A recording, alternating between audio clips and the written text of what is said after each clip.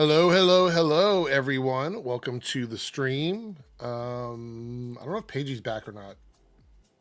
He took the dog out. He had to take the dog out, I think. I think that's what he said.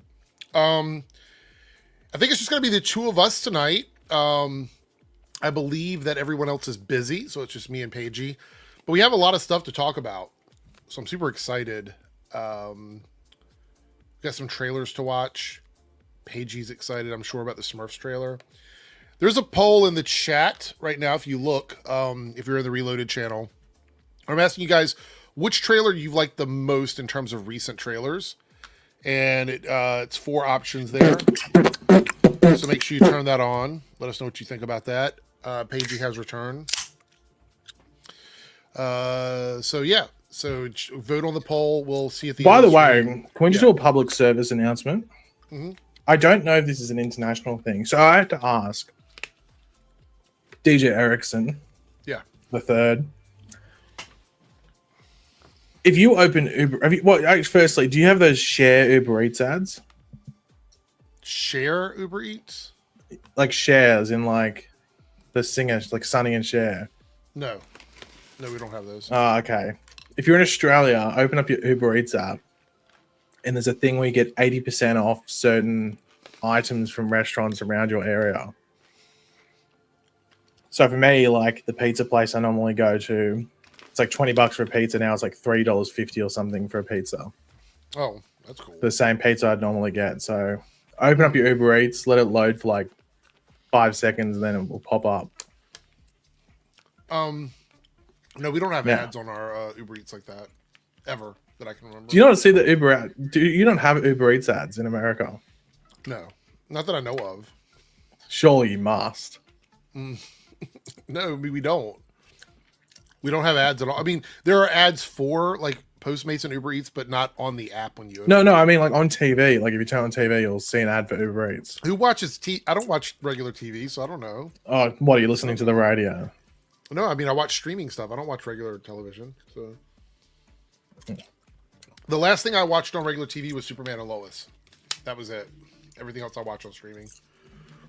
I'm pretty sure the chat's going to say the same thing. I don't know who watches regular TV unless you're watching a sports event or something. I mean, you'll probably see ads then. What are you watching on regular TV where you're seeing Uber Eats ads? Like, what show are you watching? Good question, DJ Erickson III. I have no fucking clue. Okay, well, there we go. All right, so Darren's not here. I was going to talk a little bit about Invincible and Spider-Man, but Paige's not watching either one of those, and Darren's not here. Wait, well, hold on. How do you know? Yeah, because I know you haven't watched them. You never asked me. You never.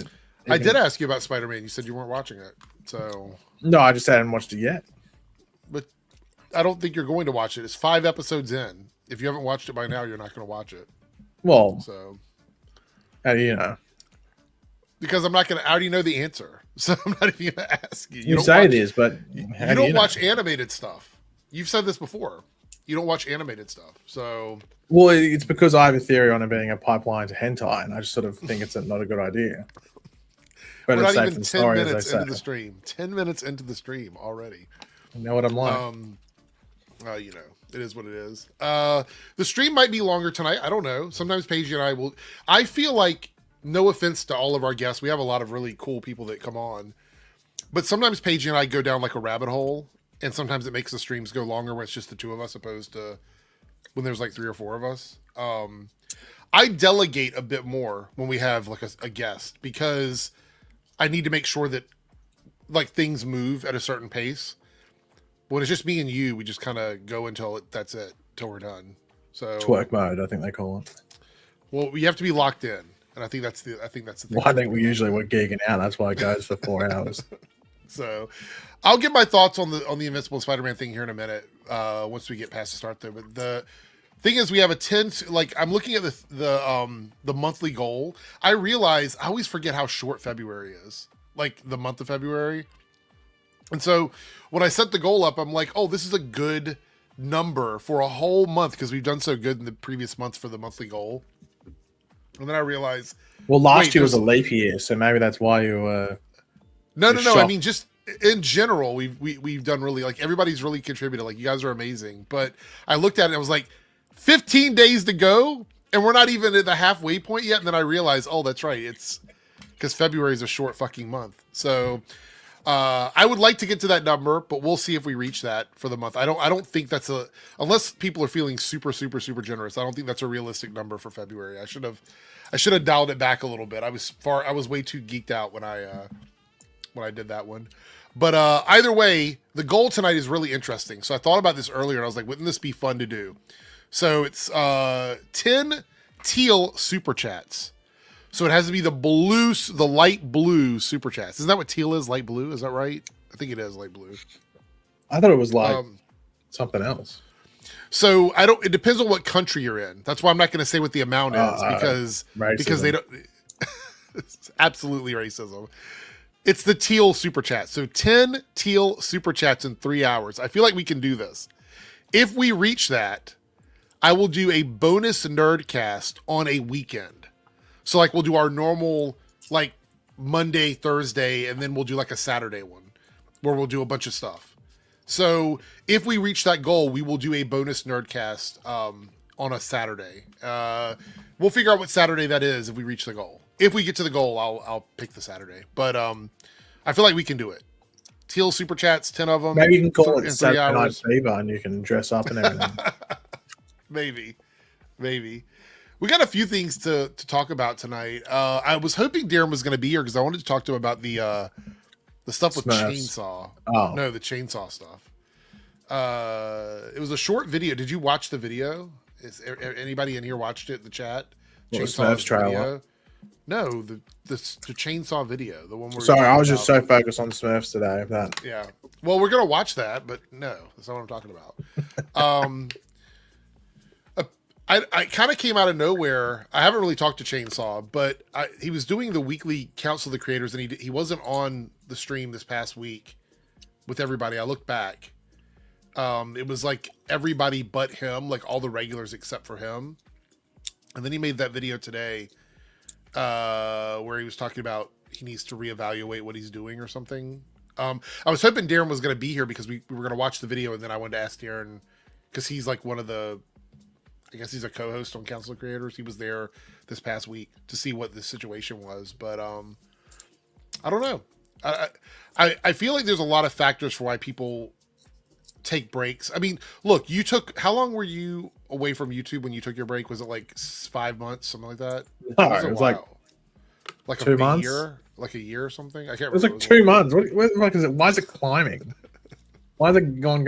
It started at 6 months and now it's at 12 months. You got to have like ambitions, Pagey. Ambitions. Like, well, mine was mainly, it was a mix of like, mine was like really fueled by the strike. There was nothing to talk about. Like, I'm not going to, I mean, I've always said this. Like, if you go back, everyone was uploading arse videos. Or they were uploading the same video, like strike update. No, it was during the strike. 100%. It's still striking. Like, why are people uploading videos? It was the lamest shit ever. And I was like, take a break. I'd rather just take. It was a lot of strike videos. You remember all the videos where people were trying to figure out? It was it was bad.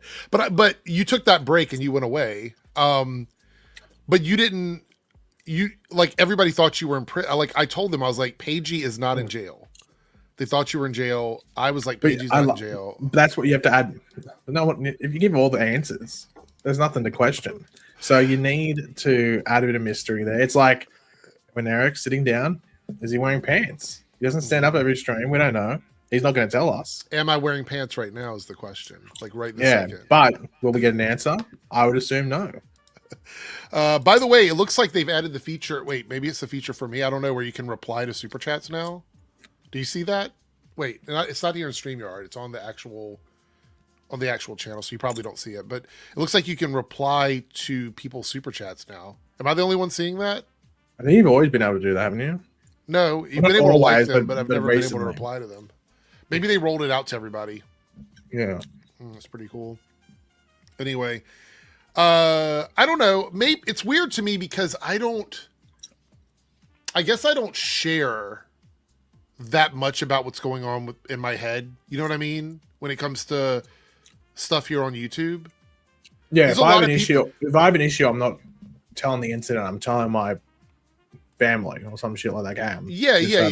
And I'm not saying that I'm not saying there's anything wrong with doing that. I'm saying that's not how that's not the way I do it. So when I saw that, I was like, yeah, it must be something. I feel like there's got to be other things happening, which is fine. I think people, when they have issues going on, they don't want to give it all out to the world or whatever. But I just don't and I don't get stressed out about YouTube, and I guess I'm just a different, it's a YouTube premium thing. Oh, that makes sense. All right. Got it. So I don't get to the point where I let YouTube become it's not really a job. You know what I mean? I don't think of it like that. I don't look at things that way. So I don't get to that point where it's you're not rushing. I feel overwhelmed. But that's what I've been doing this for. I did that for pretty much since COVID. I didn't treat it as a rush thing. Before COVID, I'd be like, I have to rush and do this video or do this, that, and the other. And it takes over too much of your mental state. And you just have to go with the flow. Yeah, I think the thing is, Short Car is, and this might be unique to reaction channels, they have to do something immediately. There's a certain block of time where they have to get content out, or they miss the moment. No, I would say for some, yeah, but I think there's also some that can upload the trailer reaction 3 or 4 days later, and they still get good views. Because I don't mind doing them here. I actually stopped for me, I think it's much more fun for me to watch the trailer here with people, with people on stream with me and in the chat, than it is to do a reaction video. But that's just me. That's just how I see it. I know there's a lot of people that that have reaction channels. They're going to do reaction videos because that's what their channel is. I think we need Earth 2 Eric reactions. That's just what it is. It's just Earth 2 Eric. Well, somebody told me to bring back rant reviews, but the issue is, I think it was up here, Think Noodles. The issue is, I'm going to be honest, straightforward with it. I think I talked about it a little bit in detail. That type of content doesn't do well anymore. Reviewing something, just it only worked for, unless you're a channel that gets pushed. It was only really worth doing when it was a proper weekly thing. Something came out at 8 p.m. on a Wednesday night or something like that. An ad. Streaming. Wait, hold on, pause. Is YouTube doing ads like Twitch now? You have to. You have to fucking dive into your settings, in the deep buried parts. Oh no! Are you serious?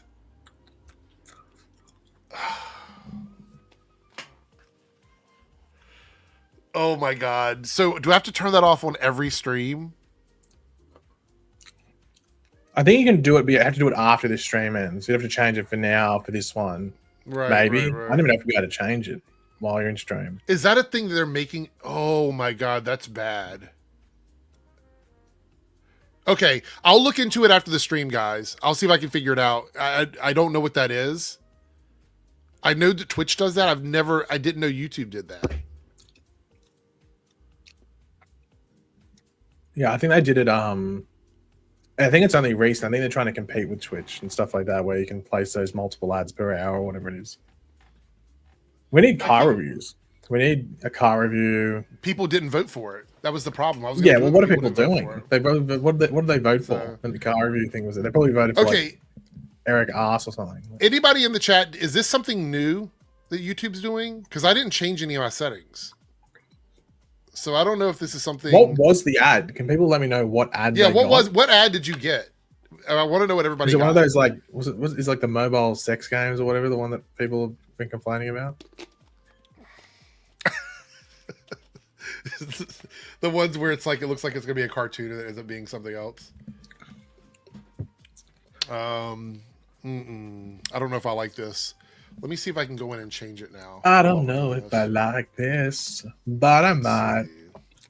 But getting back to what I was saying, though, about reaction channels is they feel compelled to do things as quickly as possible because they want to get into the algorithm. For me, I don't care about that. I just want to do it at my own pace. And let's see, live. Let's go into the live here. So that's kind of why I'm not into the to the ad thing or to the reaction thing. Okay. So apparently live ad settings, it's a new setting. Pre-roll ads will be inserted automatically. And that's turned on. It says let YouTube insert let YouTube insert mid-rolls for you. And there's only 3 options right now. I can't turn it off while we're streaming for some reason. The 3 options are conservative, balanced, or aggressive. And it's default is balanced. To fit in with Eric's political thing, it should be conservative. That's probably what you should. Right. Would you guys be cool if I just switch it to the lowest setting for now until I figure this out?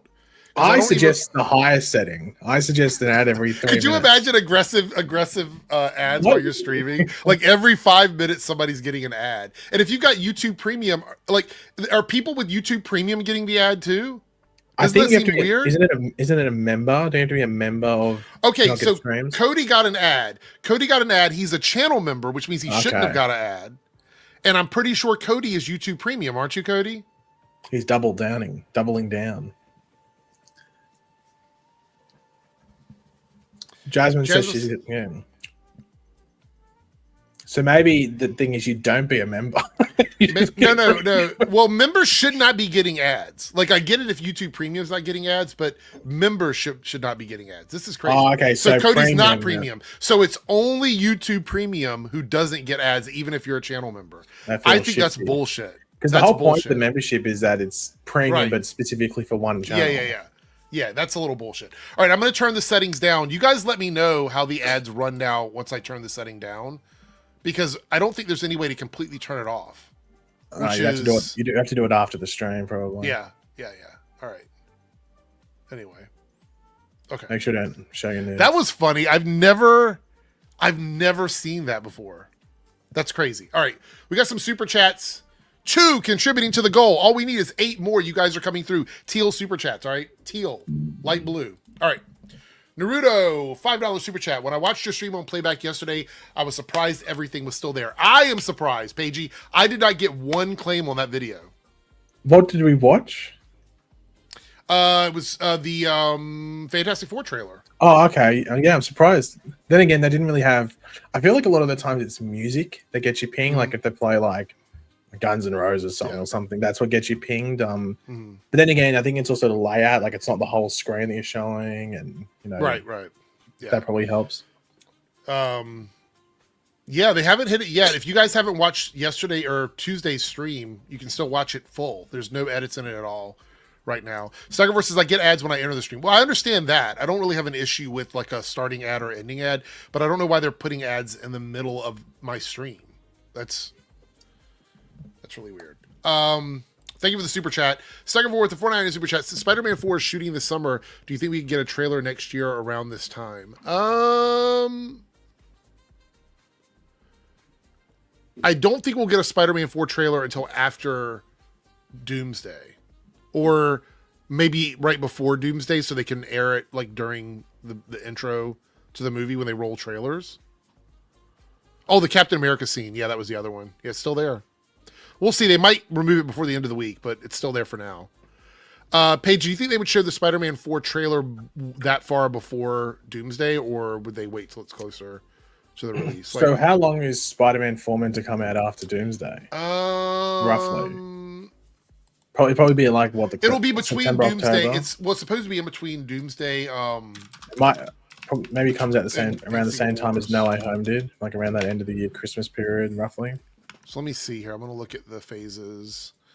So Avengers Doomsday is May of next year. Spider-Man is July of next year. Well, you'd have to show a trailer. They might show like a very like. I don't think we'd get it in February. I think we'd get it a little bit later than that. They'd probably show it in. No, I mean it might even be a Super Bowl trailer. At that point, maybe I could see that. Yeah, I could see that. Yeah, 100%. Are you watching the Super Bowl, by the way?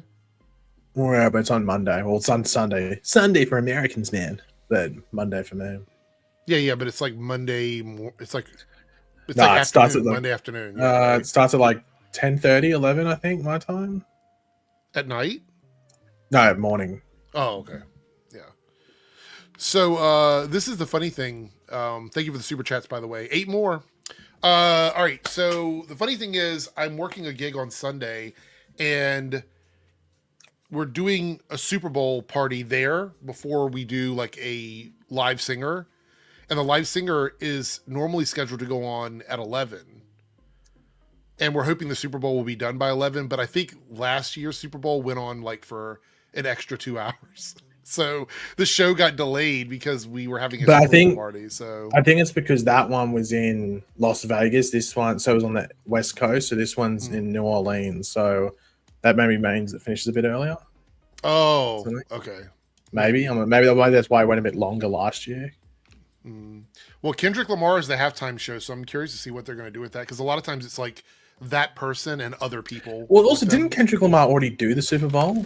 Am I tripping out? I think he already did, didn't he? Can someone tell me? I feel like he already did. Or he did something similar. I don't know if it was the Super Bowl, but I feel like he already did the Super Bowl.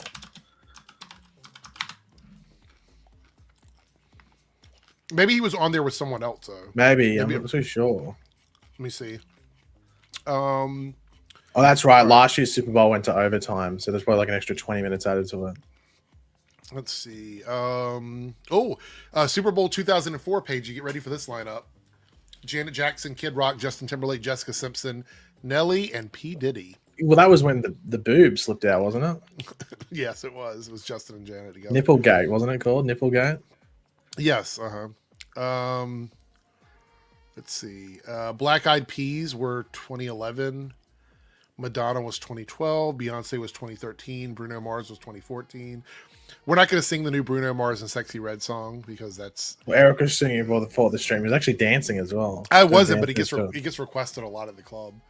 If I'm scrolling through TikTok, I get that ad too much. The one for that song? Yeah. Oh, really? Let's see, Lady Gaga. Also, I saw a funny thing. It's like, you know how they do Kids Bop? How are they going to change that song into Kids Bop? Okay, so you're thinking of 2022. It was Dr. Dre, Snoop Dogg, Eminem, Mary J. Blige, and Kendrick Lamar. So, okay, that's where it was. Okay. Yeah, they were all together. But this one is just him, I guess, with like maybe some. Well, I think SZA's confirmed, but they probably have like. But I don't know why, like, because that was in when he did that one. That was with like in the California, so like they're all California-based rappers, like West Coast rappers. Well, I mean, he'll probably just have people that he's collabed with. Who's in New Orleans? Is there like a New Orleans rapper or artist? I'm thinking of the stuff that I've heard from him. I don't think there's anybody that he's worked with that's from New Orleans, but I could be wrong. I don't know. Maybe that's why they picked him. Maybe there's no one from New Orleans that fit it. I don't know. All right. Before we get into our top Master P, it's true. Lil Wayne? Lil Wayne. He's from that part of the country. Yeah, that's it. So maybe basically he'd have to come out then. Surely they get Lil Wayne. Yeah. That makes sense. All right. Cody with a $5 super chat goes, I think Jurassic World Rebirth is going to be really, really good. Like, it has a lot of potential. I've watched that. I haven't watched the Smurf trailer yet, but I have watched Jurassic World trailer. And I have to say, it takes me back to the earlier films. It feels a lot like the earlier films, which I think that was a conscious decision from the studio because of all the pushback they got from the last 3 movies. I'll talk more about it when we look at the trailer, but I think it's pretty much guaranteed that movie's going to make $1 billion just based on the trailer alone. But yeah, I've seen there's been some complaints about it. We'll talk a little bit about that. What do I have over here? Ready to go. I have some stuff in the tab. Where's it at? Oh, there was something here. Oh, here it goes. This is the best part. All right, let's get into this. Paigey, this first topic is for you.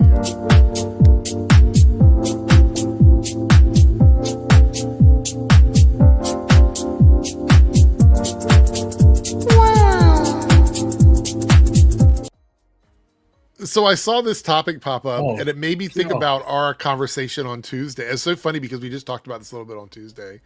So Pizza Hut has released a ramen pizza in Japan. So see, the thing is, that doesn't look that unappealing, except for that soft-boiled egg just sitting in the middle there. Like, if that just turns you off a bit.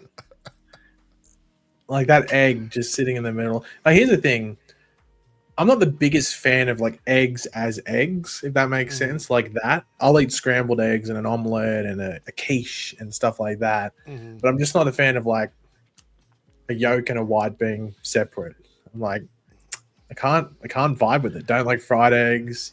Don't like the idea of a runny yolk makes me want to punch Eric in the face. Like, not a Hey, fan. now we're not talking about. There's no violence. Well, if there's an egg yolk, then maybe there is. Maybe there's a need for it. Yeah, you actually got me curious. I'm trying to see if there's any like Venom Jizz type pizzas at Pizza Hut. In Australia, they're doing a weird promotion. well, I don't think they are. this would something like this come out in Australia? Would you ever see something like this in Australia or no? Well, we've had meat pie pizza where it's like the crust is little meat pies. Obviously, the hot dog pizza. They've done Vegemite pizza at Domino's, which was just Vegemite on a thing with cheese on top.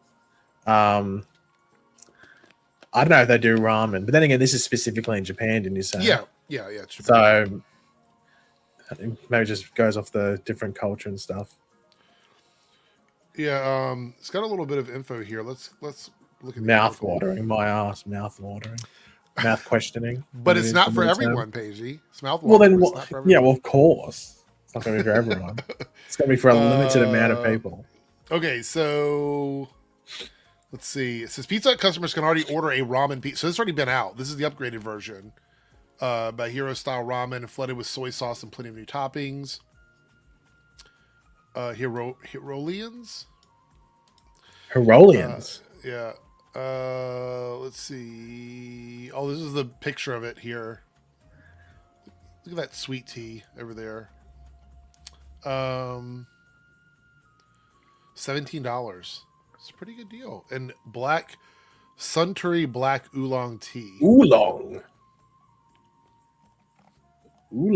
What's oolong? I don't know. But anyway, this is the base is topped with pork back fat. That is a tongue twister for me. Is that a pork back fat? Cabbage, seasoned chashu pork, red ramen flavor, thick noodles, and a garlic sauce. Is fucking Sir Mix-a-Lot in charge of those ingredients? Oh my gosh, I don't know. It's a little crazy though. I don't know if that's for me. I don't think this is for me. I think it's one of those ones where you're like, hey, 8 of my buddies, do you want to all chip in like $2 and we'll do this? I don't know if you do it on your own bank account. I think you might just try and pitch in everyone to get it so you can taste test it. It's, you know what? This probably, I assume there's influencers that will fly to Japan just to try this. Or people try and replicate it. They'll get like just a cheese pizza or something and then try and do it themselves. Put it on top. Which probably will result in a better product, to be completely honest. Yeah. I don't trust that egg. Do you not like that type of egg? Like, it's just the idea of an egg in Pizza Hut. Like, not a scrambled egg, like just like half like a boiled egg. Like, are they boiling that when an order comes in? So also, I want to know from the chat, because we mentioned this on Tuesday, is this like struggle bus material if you're putting ramen on your pizza? Because we talked about how ramen mixed with, what was it, like a sausage or something? Was it like struggle? Was it struggle? No, wasn't it plain like ramen mixed with bolognese? That's it. That's what it was. Yeah. I don't know about this one. I saw this and I thought this was interesting too. So Will Forte say it's fucking bullshit. He is not mincing any words here. That Warner Brothers shelved Coyote versus Acme for a $30 million tax write-off. It deserves so much better than it got. I can't tell you possibly why the decision was made to not release it, but it makes my blood boil. I like talking about the movies because I don't want people to forget what Warner Brothers did to this. I appreciate them letting us make it. What? I mean, I understand he's trying to do a little, like, be a little nice there, but what difference does that make? You know what I mean? I think that's a bit like, I appreciate for them for letting us make it, aka I got paid. That's right. But don't let us make that thing that we fall in love with and not show it. I would understand if the thing sucked, but it's really good. Maybe somehow we get to see it at some point. I hope people do. I was really proud of it.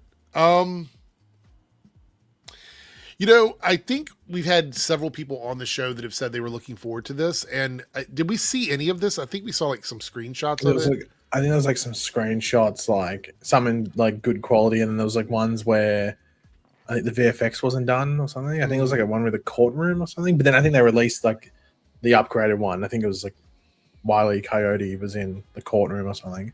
So the movie was done though, right? Like they finished the film. I think it would have been like mostly done. Like maybe there was like score and songs and maybe some VFX to add to it and stuff. But from what we know, it was done. I mean, the way I look at it now is it's very clear to me that Warner Brothers' agenda was not about making good content for anybody. At least David Zaslav's agenda was not making good content. Also, they're clearly they're confused as a thing because they like tried so hard. They pushed so much with what do you call it? HBO Max. And it just hasn't really worked, I think, as successfully as they probably wanted it to. And now they're like, you know, I think they're trying to get back into the movie things, but I think they're also like being a bit like, not, I guess picky is the term, you know, like, oh, what deserves to be in the movie theater. But then it's just like, I think they should have sold this. I'm surprised they didn't try and sell it to like a Netflix or. I mean, surely they could have gotten more than 30 million from selling it to somebody, right? Yeah. I mean, I feel like they could have, or even do something where like Netflix get it exclusively for like a certain period, and maybe it goes out in home release. Like digital people can buy it. I don't know why you'd buy it on digital if you can watch it on Netflix, but you know what I mean. Or you can buy it in physical media. I mean, the weird thing about it is, I think some movies, like you look at home releases, some of these movies are making more than 30 million in sales on home releases. Like they come out of the theaters, they go on to home release for like $20 a pop. They're making 20 to 40 million just on home releases. Yeah. So it seems like it's such a weird thing. Isn't that how like isn't that how that Teenage Mutant Ninja Turtles movie made a profit or something? Yeah. The animated like it was like on the bubble of like, was it a profit, is it not? And then it had the home release that just like pushed it over, and that was before I think they got all like the toys and stuff, all those figures in regard, and then they made like a lot of money because the toy stuff. I think it's funny you mentioned. I think a lot of people forget that with kids' movies, it's not just the movie. The movie isn't necessarily merchandise, whether it's a toy, whether it's a fucking pencil case or something like that, a shirt, whatever it is. Actually, pencil cases are more lucrative because they cost less. Toys are the most expensive thing to make out of all that. So maybe one day we'll get to see it. We'll see. Fat, juicy, and wet. So promotional stills for Fantastic Four. So we had all these. This is very much like 1960s aesthetic retrofuturism. Like what's the thing called in Epcot? Yeah, very that. So this is Reed here. I mean, it's really hard to say this is what the stretching is going to look like in the movie because these are sort of abstract, a little exaggerated. Invisible Woman there, The Thing, and Johnny Storm there. So I have to say the promotional rollout for this has been pretty significant. It just kind of they opened the floodgates and we're seeing it everywhere now. Yeah, it'll be interesting to see what things they do in regards to like attempts at advertising and stuff like that. Like, you know how like if you look at like Top Gun, for example, it didn't involve like the military, especially like the Air Force, fairly well in its advertising, and it sort of helped them do like these big advertising things. So I wonder if they'll do stuff with like, I wonder if NASA would vibe with them. Do you think NASA might do sort of like? Well, I mean, they did the premiere. The special event was in the museum of the Smithsonian. Yeah. Mm-hmm. Yeah, I wonder if they'd be able to do some stuff like that. Like, I don't know. I know. I'll tell you what would be some ballsy thing if you went with like Richard Branson or something. You know how he does the flights up into the stratosphere? Mm-hmm. I wonder if they got the cast and crew to do that. Or not the cast and crew, but the cast we're going to space.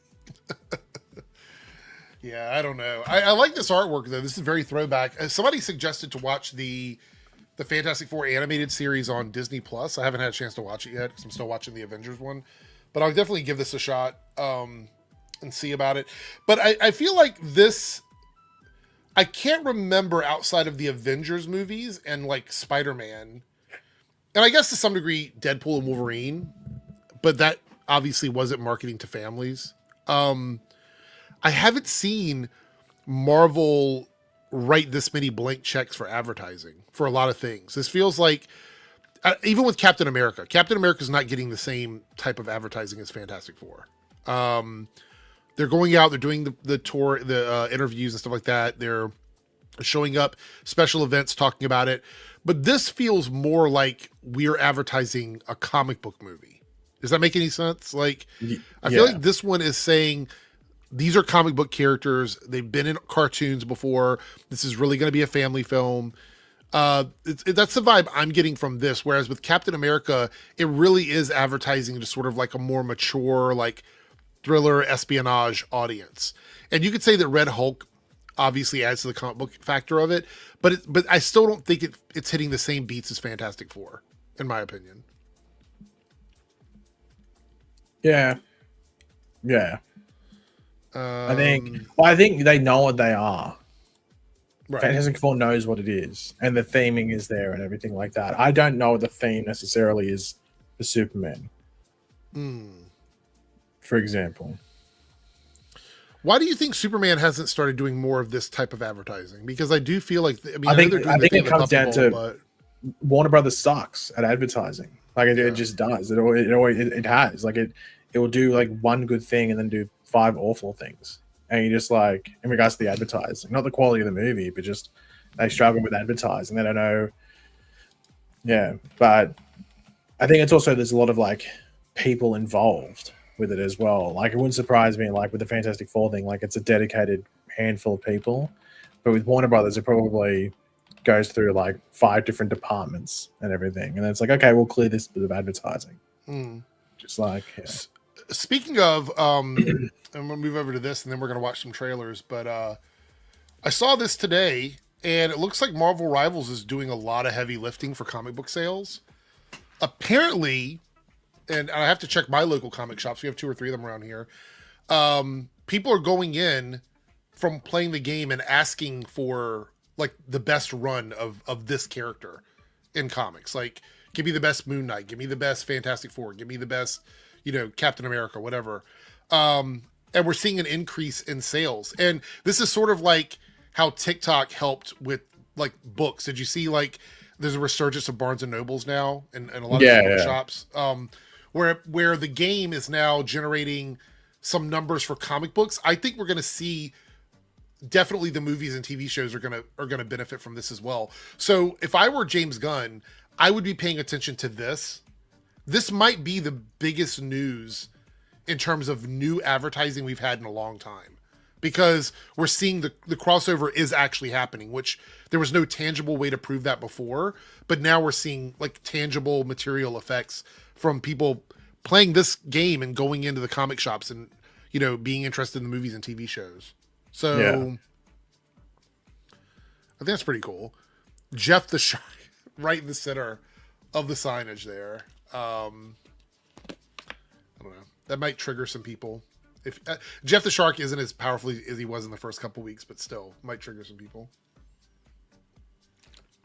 Have you played Marvel Rivals at all? No. Fat, juicy, and wet. Is it because you're not interested in that style of game, or is it because it's a free game? I just haven't got around to playing it yet. As it's one of those ones where I think you have to commit to it for a bit, at least to like. Oh, because it's just an Overwatch clone and stuff. And I remember when my Overwatch, like you are committing to that game, otherwise you are going to suck. Have you seen any of the videos of like trash talk? How lame it is. It's really lame trash talk. It's not like 2010s Call of Duty. Oh no, nothing like that. But I think it's probably because they're probably being really strict on it. You know what I mean? On what people can get away with. If anyone was in a Modern Warfare 2 or OG Black Ops lobby, some of the shit you would hear was mental. Like people death threats. It was mental. Like people would somehow dox people and start reading their addresses over it's like, what's going on here? Yeah.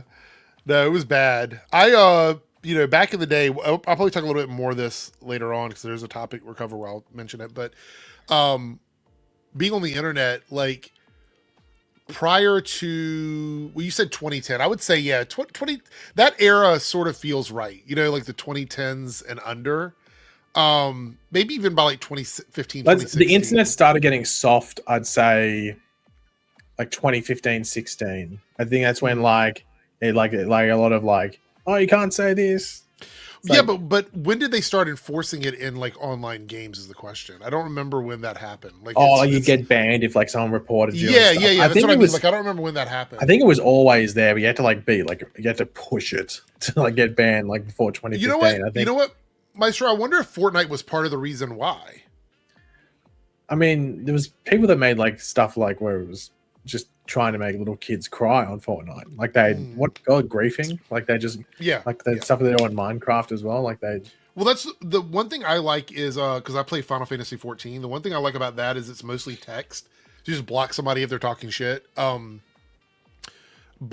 when you're talking about like the lobbies where you do like it's a voiceover IP type thing, it gets real saucy for sure, 100%. All right, so let's go ahead and move over to. Let's do this here. We're gonna do Jurassic World Rebirth. I've watched this trailer just already. quickly. Fedman says COD lobbies on the 360. I was an Xbox 360 player. I remember playing Call of Duty Modern Warfare 2 specifically and playing Search and Destroy, which is essentially like you have to be in game chat, but once you die, they can't hear you. And it was just like once the round ended, it would just erupt. It'd be silent and it would just erupt with all this shit talking because you only got like 30 seconds or something. Or and everybody was able to talk, even the people that died could talk at the end. Yeah, because everyone was like a reset. So it was like 15 seconds before the next round started of just absolute shit talk from everyone. It's like your mum this, your dad this. Like it's just like, oh, I did this to your sister. It was ridiculous. It was everything you could think of was said in those 15 to 20 seconds before our next round started. Those were the days. All right, so we're gonna get into this. Fingers are crossed that this will stick around, but I believe this is Universal, and Universal claims everything. They're a pain in the ass. So it's quite possible this will vanish. Just so you know. Actually, you know what? Before we watch this, let me get a tab open with like some screenshots of the trailer so we can kind of scan through them. But yeah, they're notorious. I think Smurfs is Universal too, isn't it? No. Is it Paramount? I think that might be Paramount. Yeah, it might be Paramount. But I think it's all the same parent company, honestly. But we'll see. Let's see. Yeah, with the Smurfs. Smurfing today. All right, let's see here. That's where a reactionary content creator will come in handy. I'd know all of these companies because you're probably fighting with them all the time.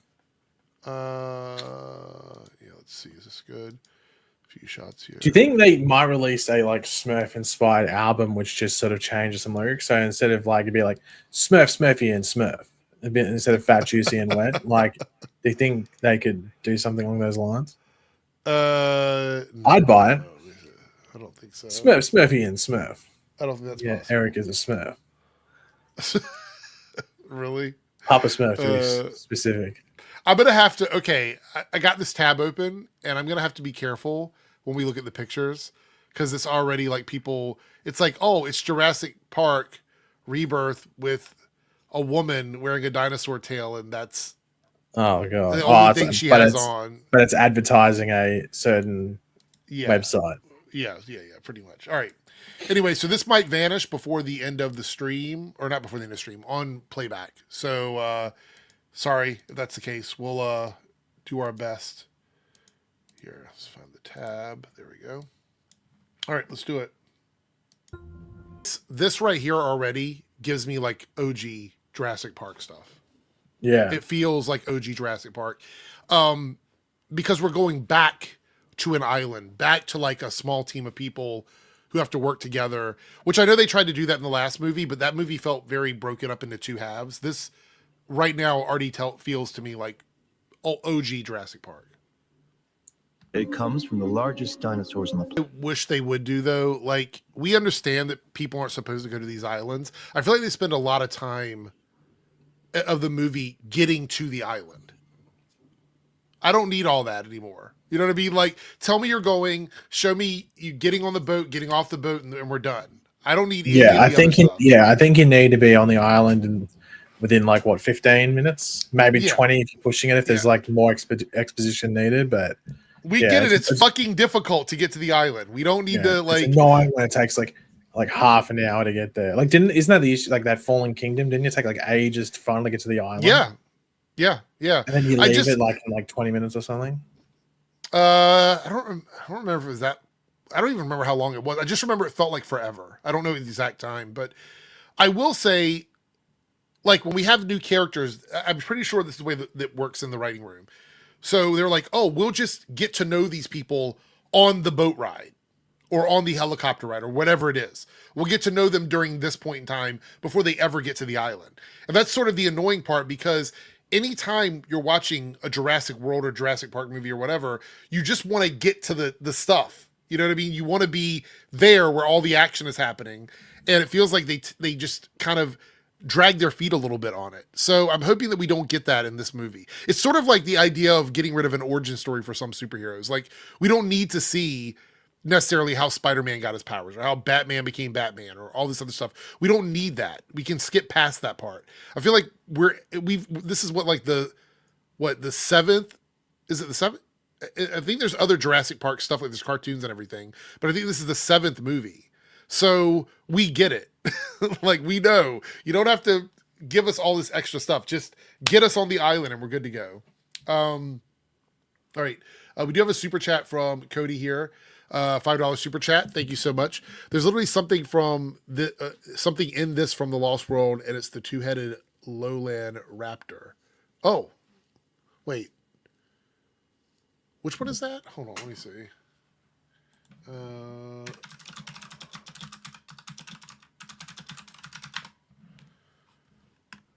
see. All right. So there's a shot of it here. Share this. Right here. I guess in the containment tank in the trailer. I don't really remember this. Is that the book, The Lost World? I don't know. I've read both of the books. I only really remember the first book, like some of the stuff from that first book that's not in the movie. Mm-hmm. It's pretty interesting. Thank you for the super chat. Let me close that screen there. All right. Here we go. I'm sitting here as I'm watching this, and is this a digital film or was this filmed on actual like film? I read somewhere that Gareth is it Edwards or something? Yeah. Uses film, which means it's a bit more expensive, but it gives it a different look. Yeah, this is why I think it looks more like the older movies to me, like the whole vibe of it. Because didn't he do the what was that movie with the robot? The creator. He's really good at visual effects and tone and composition at a very low number, because I think that movie was like 80 million for that whole movie. It wasn't. Yeah, it definitely wasn't over 100. Yeah, so I feel like he's one of those directors that understands visuals. He's got a good eye. This is delicious. Looks delicious. Oh, did it freeze? Yeah, a bit. Okay, hold on. Let me go back. Start over. What the hell? My echo just went off. Sorry. It just said I can't help you with that. I didn't even ask it a question. That's weird. All right. These dinosaurs. So that's the new dinosaur. The one that's like a hybrid of like 3 different things, I think they said. Or the directors, Gareth said that it was going to be like inspired from some other stuff. I don't know. We've got some still shots of it. We'll look at it in a second. But it looks like it could be a failed version of another dinosaur. The trailer. Yeah. All right, let me switch over to some photos here. We'll take a look at this one here and close that out. All right. Let's see here. Close that. All right. My overall thoughts are I love the trailer. To me, it's exactly what I wanted from the next movie, because I was worried we're going to get more of what we got in the last film. And look, I know it's a multi billion-dollar franchise, and the movies always do really well. But I wanted to return to like the early era, like where people were sort of locked away from civilization. They had to run away from the dinosaurs. There's a lot of destroyed labs and they have to figure things out. I wanted all of that. And I feel like the more recent trilogy got away from that a little bit because we went into like a haunted house thing. And then we're dealing with what felt like a disjointed movie in the last film. And there were some good parts of it. It did keep me entertained. But everything in this trailer I liked. I don't really have any complaints about everything. Visually, I think it's perfect. What are your thoughts on it? Yeah, I think they nailed it. I think this is the best trailer out of those big three from July. Superman, this, and Fantastic Four. I think this has the best trailer. Oh, you mean the big four, Smurfs. Sorry. Fuck. What am I doing? What an idiot I am. Forgot the Smurfs. I think it was a lot of people because I like Jurassic World. I think Jurassic World's fun. Sure, maybe maybe it could have been a bit better, but I think for the most part, that movie is pretty well done. I think it deserves its place to at least be remembered. Mm-hmm. But I don't really like the other two. I think the third one's not really good at all. There's like, the only cool bit was like saying like the OG people return and stuff. Yeah. And then like the second one, it's just like the stuff when they're on the island is cool. And then it just goes into, as you said, that haunted house thing, which was arse. Mm-hmm. But you know what I get, the feels I get from this one? And I actually like the movie. People shit on it, but I actually think I think it's actually fun as hell. Maybe it was because I was a kid when it came out, but it reminds me of Jurassic Park 3. Okay. Like that's the feels I get from it, like the survival horror aspect. Like when they were running through like the destroyed containment areas and stuff like that. Is that what you're like, and it's not like all these military people. It seems like it's a smaller group. You know what you're gonna make me do? You're gonna make me go back and watch the OG trilogy again. I think I'm gonna go back this. I watched the OG trilogy like maybe like November last year or something like that. But yeah, like I think Jurassic Park 3's. I prefer Jurassic Park 3 over the Lost World. Really? Yeah, obviously the first one. I mean, the first one's one of my favorite movies ever. Like, it's like top 5 favorite movie ever. But yeah, like I think like they did what they needed to do in the trailer. Michael says, "I wonder how they're going to explain why there's a child with them on this dangerous island, or is the reason going to be Jurassic Park movie?" I don't know who said. I think it might have been the director that said it, that explained it. But like that boat, I think. I don't know if it's the entire boat, but like that young kid, and there's like that. I think the dad had like an orange or red shirt. Like they're shipwrecked. They get stuck on the island. Okay. So they're sailing past, and they get stranded on the island. So that's why the kids are there. Yeah. So they also confirmed the raft scene is from the novel. Okay. I think that was the bit where the Tyrannosaurus was like. That scene looked fucking great. That was one of my favorite scenes. I think there's a shot of it here. Let me see. Is it on this screen here? Oh, no, but hold on. Let me. This is dangerous. This is dangerous. All right, hold on. Should I do it? I'm going to do it. Right here. This shot. This looks crazy. Crazy to me. I can't wait for this movie. I will say this. Based on all 3 of those trailers, and we're talking about the big 3, not counting Smurfs. Out of the big 3 trailers, I feel like if you have the money, you're going to have a great July in the movies. I think July is going to be a great month for the movies. You're going to come in with this, then you're going to have Superman, and then you're going to wrap it up with Fantastic Four. I think that's a really good month. And you could even throw in the Smurfs, and then you got a little party there. Well, that means you get 4 weeks of movies because they're all in different weeks. Yeah. You can go see a movie every week. I did see that AMC is changing if you got like that AMC plan where you can see multiple movies or something, they're doing a price hike on it. I think they're raising the price on it or something. You got to remember that they probably got a big advantage of like COVID where there wasn't much coming out. And now stuff's starting to come out much more regularly and like, oh, hold on. Yeah. There's not enough popcorn being sold to warrant this. People were talking about this design and they think it's like, oh, it looks too Cloverfield or whatever. And I think Cody might have mentioned it. Somebody else might have mentioned it or whatever. I think it's a failed dinosaur. It's either a T-Rex or a Spinosaurus. Well, yeah, because like that's the whole point. They were taking like, what is it, like the blood from the mosquitoes, mixing it with like frog DNA. Like you're not going to get a perfect thing straight away. Like, and they would have tested different things, different DNA and stuff like that. you'd expect like stuff like this. I'm surprised that it wasn't done earlier. Like, I'm surprised that the Jurassic World, that other trilogy, didn't do something like this. They just did like, oh, it's these hybrid dinosaurs, not going the other side, like the mutated, failed test experiment ones. Like, I'm surprised they didn't touch upon that. But now this movie gets to go like head first into it, and you're going to see some like, because they even show like some ones where there's not much difference. Like, I think they show like is it a Brachiosaurus? Did they show or something like that? And it just has like at the beginning, and it has like almost like a Spinosaurus sort of like frill to it or something like that. Yeah, I think it so is. Little things where it's not that much different. Hmm. And then like they show the Dilophosaurus and stuff like that, but we don't see the front. But it could be like maybe it's smaller than it needs to be, or it's a bit bigger than it normally needs to be, or something like that. But I think something like this, where it's like cooked, like it's fucked up. This is fucked. Like, yeah. Like, but I'm also excited to see like, is this what it was meant to be, or did we get like multiple failed experiments that? Then well, it almost looks like the arms have some sort of webbing. No, it has 4 arms. Yeah, but if you look right here in this picture, it looks like there's some sort of like membrane or webbing, like from a wing the arm. or something. Yeah. So if this thing can fly, we're fucked. Like, that's fucked.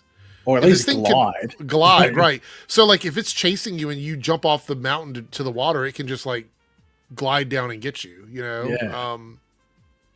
Yeah. Okay, well, odds on a scale of 1 to 10, how fucked is this dude in the containment suit? I'm going to say a 9.5 because you got to. I'm going to say full on 10. I think he's toast. I'm going to say 9.5 just because it's a movie, it's Hollywood, so you just never know. There could be like something where, oh, he gets distracted or something like that. But I would assume, I just want like, if they make it like fully gory, I don't think they can. I think they'd have to make it like still like. Well, it might be off screen, like something happens off screen, like blood splatter or something like that. Yeah, this shot here is very Star Wars. This looks like the Rancor for sure. It's called the D-Rex. Jesus. Oh God. All right, before we move on to the next, you know who it looks like? What's that? It's like Bloodsport. What? You know, Idris Elba's character from the Suicide Squad with the mask. Oh, the mask. Yeah. Let me look that up. Hold on. That's funny you mentioned that. Let's see. All right, hold on. Where's it at?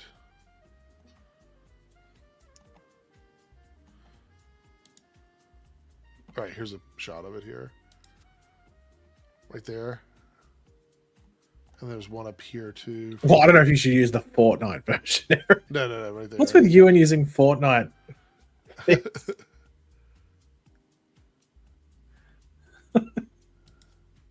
then we have here. Yeah, it's got the same. It's almost also like the helmet from Acolyte that they had with the weird smile on it. And also like a manatee. Yeah, a little bit. Oh, with gnarly teeth going on. I wonder if it's fast because it looks very heavy. So, yeah, I wonder. Maybe it's just like an all-terrain thing. Maybe you can swim. Maybe you can run decently fast. Fuck, it might be able to fucking fly at this point. All right, before we move on to the next trailer. Well, actually, I wonder if that'd be interesting because apparently in the plot, they have to get DNA from 3 different dinosaurs: a dinosaur that can fly, a dinosaur that can swim, and a dinosaur on land. So I wonder if he's meant to be, this D-Rex is meant to be the best of all 3. Oh, maybe. So maybe he can fucking glide. Maybe he can jump. God, imagine a dinosaur that can just jump really high. What does the D stand for? I don't think you want to ask that question, Ethan. I think there's maybe be. Honestly, it could just be it was experiment D. Like maybe he was the 4th experiment, and then shit went off the thing. I still wonder. I know that they're doing the Jurassic Park game where it shows that scientist that's trying to get away from the original Diddy Rex. To be honest, it sort of maybe looks a bit like Diddy, but oh god, good. I think it sounds like you're really supporting my statement there. No, but they're making that video game, the horror survivor video game, where it's the woman that's stuck, like the scientist, on the island in the setting of the first movie. So you see the same events that are happening in that first movie. Have you seen the trailer for that game? No. Oh, have you? You should look it up. We'll look it up. Hold on. I know. What's it called? Jurassic Park something. What's the name of it? Now we'll watch Just type in Jurassic Park video game trailer or something. All right, let's see. But I want a movie. I wouldn't mind a movie like that, like a 1 or 2 person thing in that sort of scenario. I think that'd be a really fun movie. And it probably wouldn't cost a lot as well because you can just do a lot of. It was from a year ago. Yeah, it's in development. It's meant to be coming out fairly soon. Well, if it's from a year ago, yeah, it has to be coming out soon, I would guess. It looks really good. Looks fucking scary. Let's do this here. Let's watch it. Survival. Fuck, should have guessed it. Oh, it's pre-rendered, so it's not even. This was not even done then, really. Really spectacular. Spared no expense. For this place, I wanted to show them something that wasn't. I would say this right now. I will play the fuck out of this game. Yeah. If it's like a full-on, you can go anywhere survival type game, I'm totally down. I hope it's not on rails. I don't want it if it's too like. Or you want it like mostly open world. Like fair enough, if like one area you can't get into right until a certain part of the game. Do you remember the Alien game, the survival game for Alien? I played one of them. Oh, was that the one? I think I played one of them. I think I remember the one you talked. The one from like 3 or 4 years ago is the one I'm talking. I think about. I played it. Yeah. I like that one because you couldn't go everywhere, but when you got into an area, you could move anywhere you needed to move. So yeah, I want this to be like that. Like if you fall off a cliff and you're in an open jungle area, I want you to be able to use as much of that area as possible. I don't want it to be blocked off. So Alien Isolation, that's what it was. Yeah, that was a good one. Something that was real.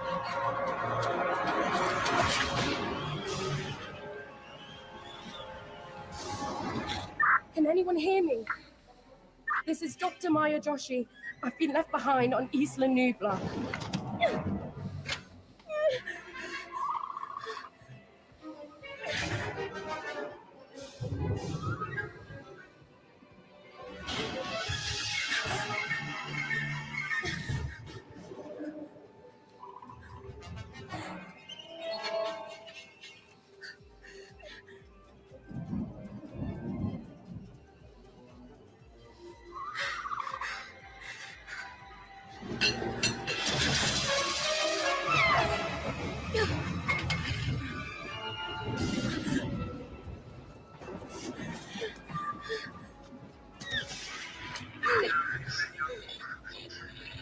Is anyone there?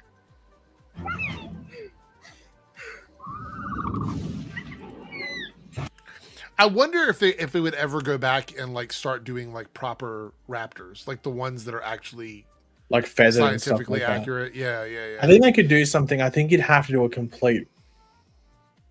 The only issue with that is that I think you'd have to do a complete reboot of the thing, and no one wants that original one remade. It's too much of a classic. It's almost a flawless movie. Like, well, I see people complaining about it, but I'm going to say that the reason why they're not perfect is because they're not the actual. They're mutated. They're like they're not the actual creatures. They didn't time travel and put them in a time machine. They're like, it's like cloning. Like if they eventually start cloning humans, if they had your blood and they tried to clone DJ Erickson the third, there'd be something different. It could just be the fact that maybe you're like an inch or two taller or shorter or something like that, or something, or maybe like you had different hair color or had different eye color or something like that. There would be those differences. You wouldn't be able to like do it 100%. So, and I think, let's be honest, they just look cooler as well, the way that they are. They look. Yeah, I mean, that's the truth of it, but I've seen people complain about it. So Michael, thank you so much. Yeah, guys, if you're watching on Reloaded or Debunks channel, give me a thumbs up and let me know you're enjoying the stream. Thank you, Mike.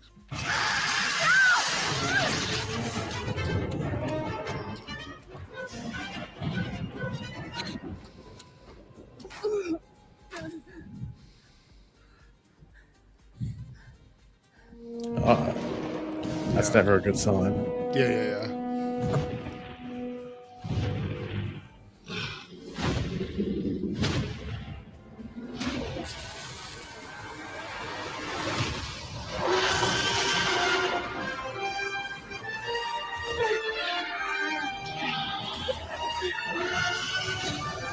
Oh, this looks great. Oh, that's how you know it's going to be fucking scary. It's POV. It's not. Yeah. First person. Well, that's when it was showing. When it was showing her running around, I'm like, is this going to be like a third-person overhead game, or like what is it going to be? But then you see here that the actual gameplay is first-person, which this looks great. You know what? If they have like a VR option, like if you can wear the VR Oh, helmet and fuck play, that. it's gonna I be... probably I need some sort of attachment to reality. I don't know, zoned in there. Yeah. All right, we got another trailer to watch. Before we do that, though, is anybody still getting ads? I wanted to ask that question because I cut it down to like the lowest setting, and I know it probably didn't take it away completely, but I want to see if people are getting a ton of ads still. Because I don't know how to turn it off while we're streaming. I might have to do it before we start. But let me know if you were getting ads before. You just got one. Is it the same time for everybody?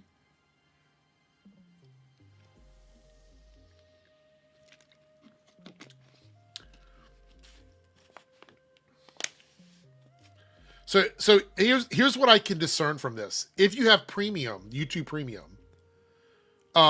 you get none, right? You don't get any. If you're a channel member, they still serve you ads,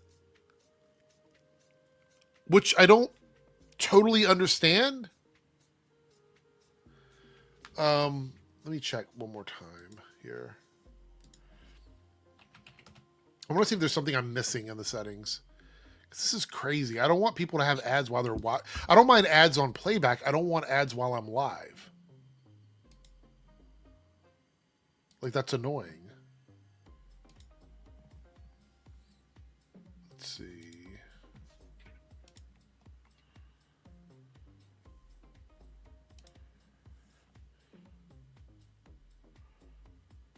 Let me see.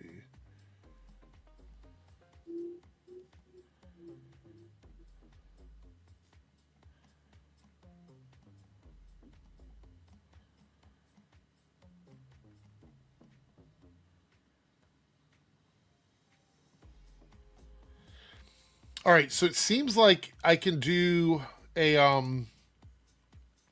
says you can insert mid rolls manually, but I don't know how to do that. Schedule mid rolls ad at set frequency. Determine the frequency of ads throughout your live stream. Ads are not guaranteed, and not all viewers will get an ad.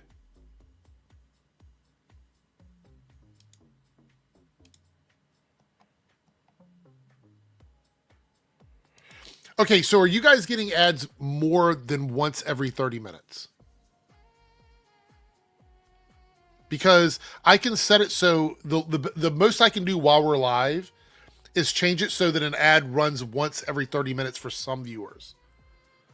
I don't know if that's better or worse than what's already happening.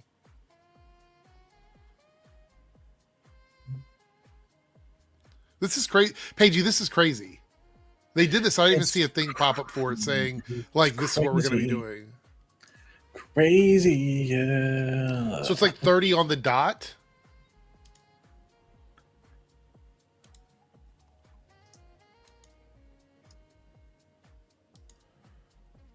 All right, hold on. All right, I'm going to set it to 30, which is the longest it will let me do it. And I put show ads to different viewers at different times. So hopefully that cuts back on it. There's no way to turn it off. There's literally no way to turn it off.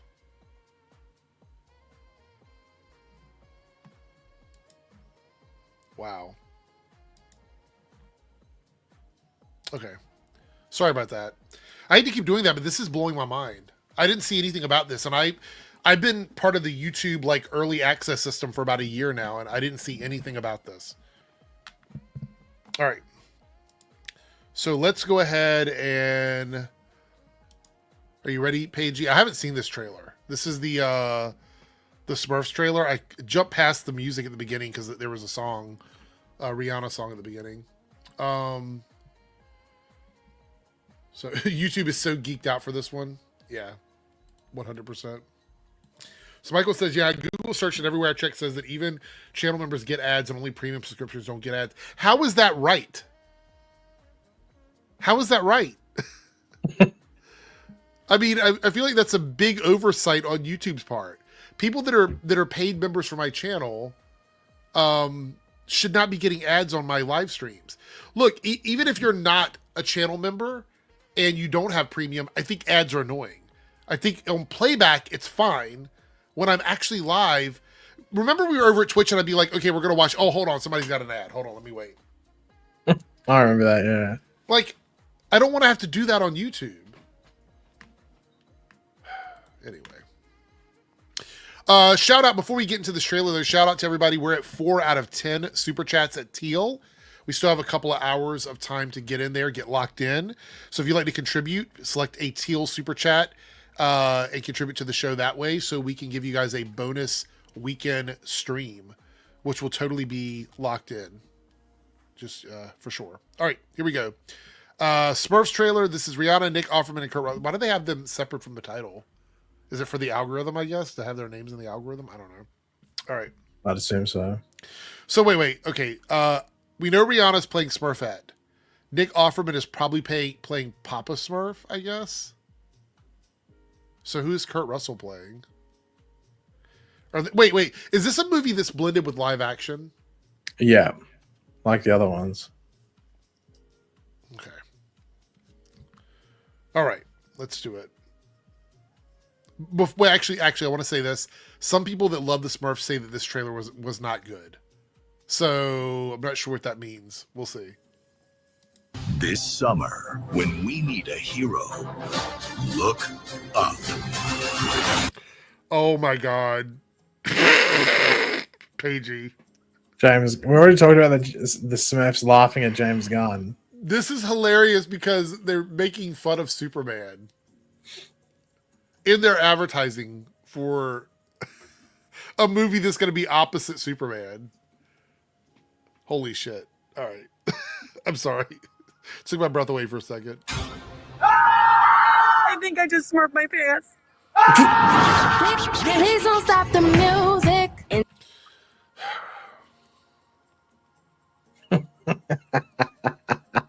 That's literally a song that they'll be able to pick up in that little bit of time.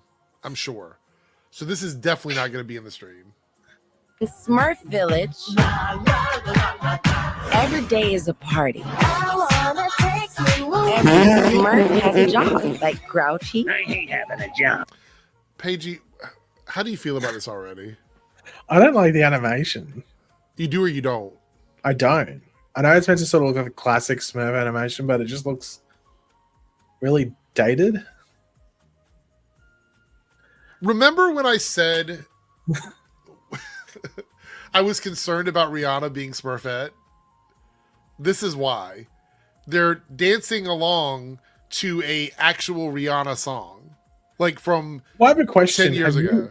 Have you ever smurfed your pants like they said in this trailer? Every day. Every day. I smurf them every day.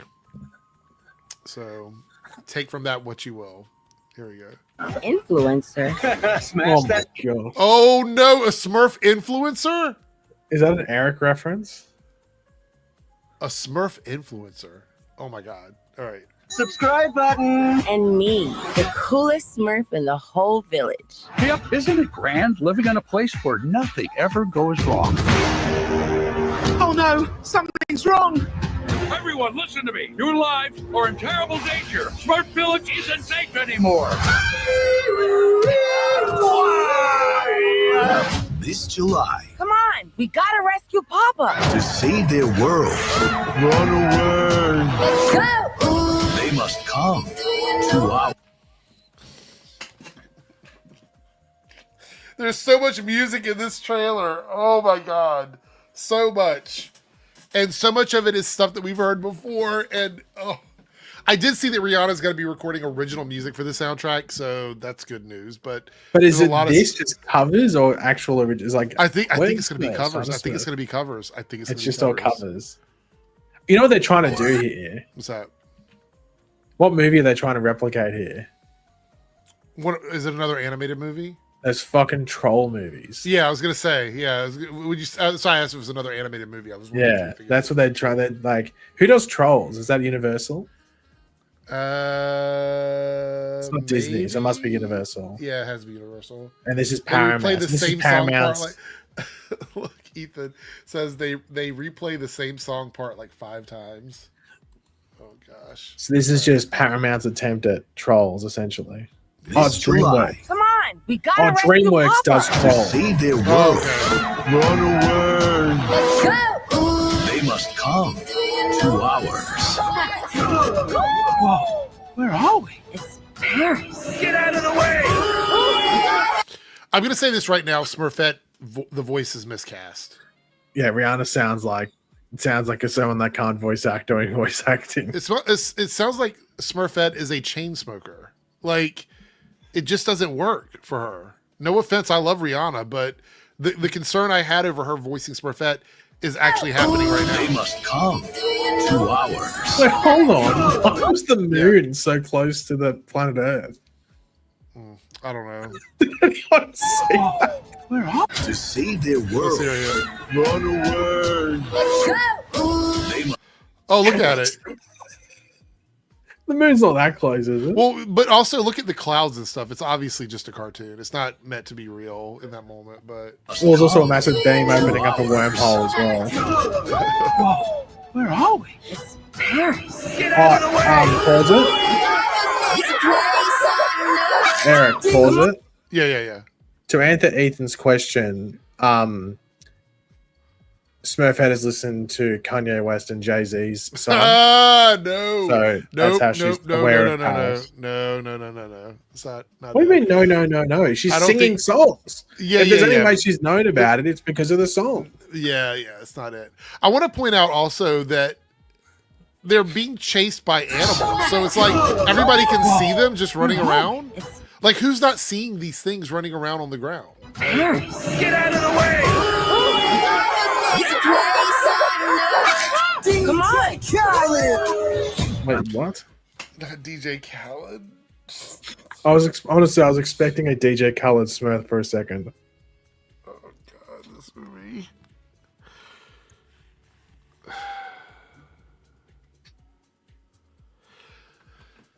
Okay, let's go. Smurfs in Paris. Smurfs, I think brother. Spiritual covered the song. Smurfs.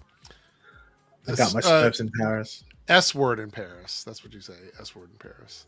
Oh, they're gonna bleep it. I guess they might. They could. can Smurf for other things. So maybe that might do that. Yeah. All right. Who is this? Another Papa Smurf with Is a Eric? red beard.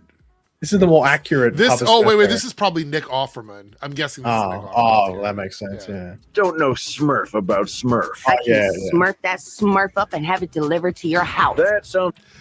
That doesn't sound like Smurfette at all. No.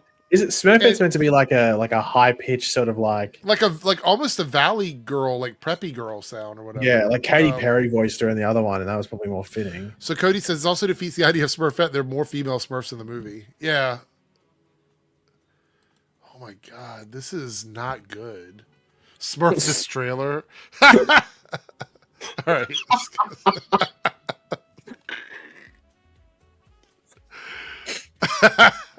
All right. Let's jump back a second. Here we go. I'm Papa Smurf's brother. Who's this? Wait. Hold on. This is inside the disco ball. Did you see that? Oh, This little world is inside the disco ball. Watch. Get out of the way! Come on. I'm Papa Smurf's brother. Oh, it is. He's Papa Smurf's brother inside a disco ball in a club in Paris. And who is the turtle? Who's this turtle they're with? This tiny turtle. Smurfle? Is it Smurfle? You Smurfs don't know Smurf about Smurf. I can smurf that Smurf up and have it delivered to your house. That sounds like a load of Smurf. Hey, stick a Smurf in it. Oh, jeez. It seems like it's obnoxious. It doesn't even make any sense. it's so fucking stupid. It's funny though. No, I think that's what I think that they decided going into this that they just need to be as dumb as possible. That's what I think, because there's no other reason for it. The fuck? Smurf doesn't replace every word. It's meant for like words that you're not supposed to say. Oh god, this is funny. Can we get a car review of Smurfs? Because this be the car review you do. After we get up with this trailer, I want to know what everybody thinks in terms of sales, because I'm very curious to what this is going to look like for everybody. Face new villains. This is the handiwork of the evil wizards Gargamel and his brother Rosenbel. So wait. So we've got Papa Smurf and his brother, but now we have Gargamel and his brother. I mean, they really spent a lot of time on this story. They went and they sat down and spent weeks and weeks and weeks trying to come up with the best story they possibly could. And this is what they gave us. All right. We're going to play a game called Let's Squish a Smurf Till All You Smurfs Are Squashed. That doesn't sound like a fun game. Team up with new allies. Oh my God, it's so funny. That song is in every single segue has been that same Heaven is a Place on Earth cover. It's just the one line. Right. It's not even the rest of the song. It's just that one part. Ooh, baby. They just keep repeat. Do they think it's supposed to be like, you know how you get the trailers where there's a song playing in the background, it's supposed to give you like an emotional feeling while you're watching it? I wonder if they believe that one little line is so emotional that people are going to have a connection. Well, who are they expecting to get emotional over? Well, not the Nerds. younger audience. The song is old as fuck, and even if it were for a younger audience, you're not going to get the emotional connection because they don't even know what the song was or where it came from. Oh my God. International Neighborhood Watch Smurfs, Paris Division. And take adventure It's time for you to find out what a Smurf really is. to a whole new dimension. What's happening? Hang on! How many times are they going to play the fucking chorus of that song over and over? And I never want to hear it again. I never want to hear the song again. I've already heard it enough in this trailer that I never want to hear it again. What the fuck? Holy shit. That was absolutely terrifying. I think I swallowed my gum. Smurfs. Food delivery for Rosmel the Wizard. So you can just order any kind of food from anywhere. Absolutely. Just make sure you tip the driver ahead of time or they'll lick everything. Kiss, mwah, Cardi, Habibi.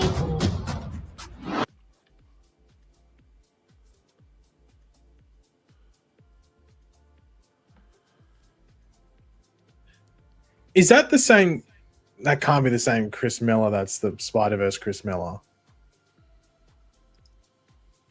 Let me look this up.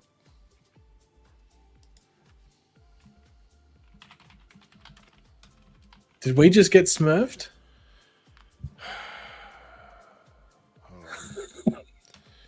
That might be the most obnoxious trailer I've seen in a long time. Let's see.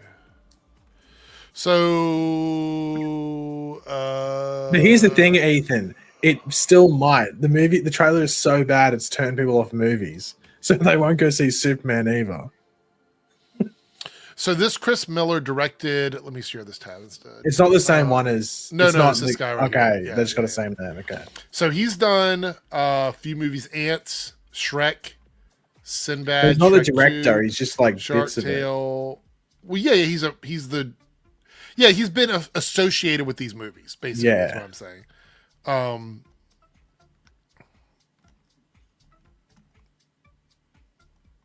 Puss in Boots, Madagascar. Oh, so he did Puss in Boots and now Smurfs. Those are his two big directing things. Sam Brady. What has she done? South Park. Oh, the Teenage Kraken movie. The hell? She's Hot just Rod. like all this Team America World Police. in South Park the movie as well. Like just all this like adult stuff, and then she was on Just Shoot Me. Yeah. Let's see. When Papa Smurf is mysteriously taken by evil wizard Razamel and Gargamel, Smurfette leads the Smurfs on a mission to the real world to save him. With the help of new friends, the Smurfs must discover what defines their destiny to save the universe. Okay, so John Goodman is doing Papa Smurf. And Nick Offerman is doing Ken, Papa Smurf. Oh, so it was wait, James so wait. Corden. Hold on. Pause for a second. Pause. Papa Smurf is just Papa Smurf. I don't think I've ever heard his real name. Am I correct in that? They've never said like what his real name is. That's the same with Smurfette, I guess. She's just Smurfette. Right. But somehow Papa Smurf's brother has a name. Yeah, maybe you don't get. It's like I don't know. You're not Papa Smurf. You can. James Corden as No Name, a Smurf that has no name.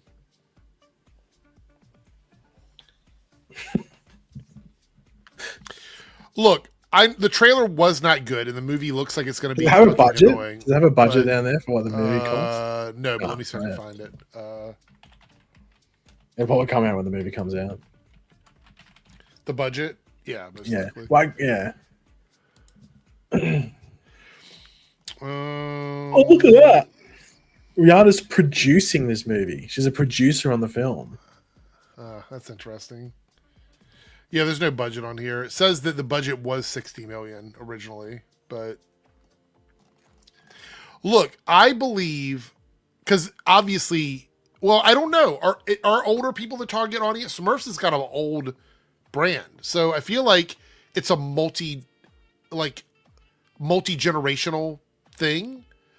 So it makes me wonder is the target audience little kids, or is it like older people, or is it both? I don't know, DJ Eric. I'm not too sure. Because I don't think it hit the mark on either one of those, to be honest. Well, so the first Smurfs movie from like 15 years ago, essentially, made $563 million off $100 million budget. Right. That was the one with, I think, Katy Perry I think she was the Smurfette. Also, why are they advertising Five Guys? Yeah. This is a Five Guys food. That's their logo. And well, here's the thing: the second Smurfs movie that came out 2 years later after that made $350 million off $100 million. So I don't know. I wonder if this movie still does decently, at least in regards to making a profit. I think that the reason why Rihanna is in this movie is for that purpose. Like, I think they want to. Okay, couple things. One, I love Rihanna. Rihanna's not relevant to children anymore. Like, Rihanna is not really a singer anymore. The last thing she did was in the Wakanda Forever soundtrack. She's pretty much a clothing designer and makeup person. She doesn't really do it a lot when it comes to like a younger generation. If they wanted Smurfette to connect to a younger audience, they would have hired someone like Sabrina Carpenter. They would have hired someone like Billie Eilish. They would have hired somebody Taylor Swift, Chappell Rowan, Charlie XCX, someone that is right, somebody that's kind of current that kids would know. I know Rihanna is a massive star. She's one of the richest, I think the richest women in the music industry. But I just don't think that she's going to draw people in like someone else that kids might know if you're trying to attract like a younger audience. Or even someone like Haley Steinfeld who can act and can sing as well. Like if you want it to be a musical and have like singing, maybe. I think she's putting money into this as a producer, which would explain why she's Smurfette. Just my opinion. And I like Rihanna, but I think this was a miscast. I think Smurfette should have been someone else, or somebody else should have been. Is she meant to be a big Smurfs fan or something? Like, I don't know. This is a Five Guys. That's Five Guys drinks and fries. So is this an ad in the movie for Five Guys? Because they're talking about food delivery, and it's clearly Five Guys. It's gonna be five Smurfs. Maybe. What is that thing over there with them? I don't know. Like what is that supposed to be? Orange. Does anybody know what that is? The turtle, the fucking turtle. What's the tiny turtle? Is there Smurf lore that I don't know? I'm probably not going to look. There's so many movies to see in July. I'm probably not even going to bother to see this movie. But based on this trailer, chat, do you think Smurfs is going to be a threat for Superman in terms of family films? And Paige, what do you think? You never know though. Like, you just never know because like Jurassic World isn't going to bring in like I don't know if a parent's going to take their like 8-year-old or something that like it's probably like for like 10 up and stuff just because it looks scary. I know, do kids care about Superman? We don't know. In fact, Fantastic Four, once again, it's been removed from like the zeitgeist for a while. Like no one's really brought it up. So Smurfs could be that You know, it doesn't need to make $1 billion, but like if it's got like a $60 to $80 million budget, if it makes 300 to 400, it's animated, and it's the only animated movie in that circle. And as I said, they're clearly like. So, what are those Trolls movies? I'm just trying to look at there's been 3 of them. 3 movies. I think they've done really well, right? Except for the first. last So the first one was a COVID movie. Oh no, the first one wasn't a COVID movie. The first one got 350 off 125. The second one got, I think that was a COVID thing. Yeah, that was a COVID movie, so you can't count that. And the third one made 210 off 95. So they're still profitable things, but with a lesser known brand. Like Trolls is the fucking 80s or something like that. So Smurfs, it was only like just over 10 years removed from its previous one, where they made almost 600 and 350. So I don't know. Maybe the thing is, everyone keeps trying to put Superman and Fantastic Four together. Like that's super fantastic, which sounds awful. What about Super Smurfs? What about Super Smurfs? How to get kids into Superman through the Smurfs?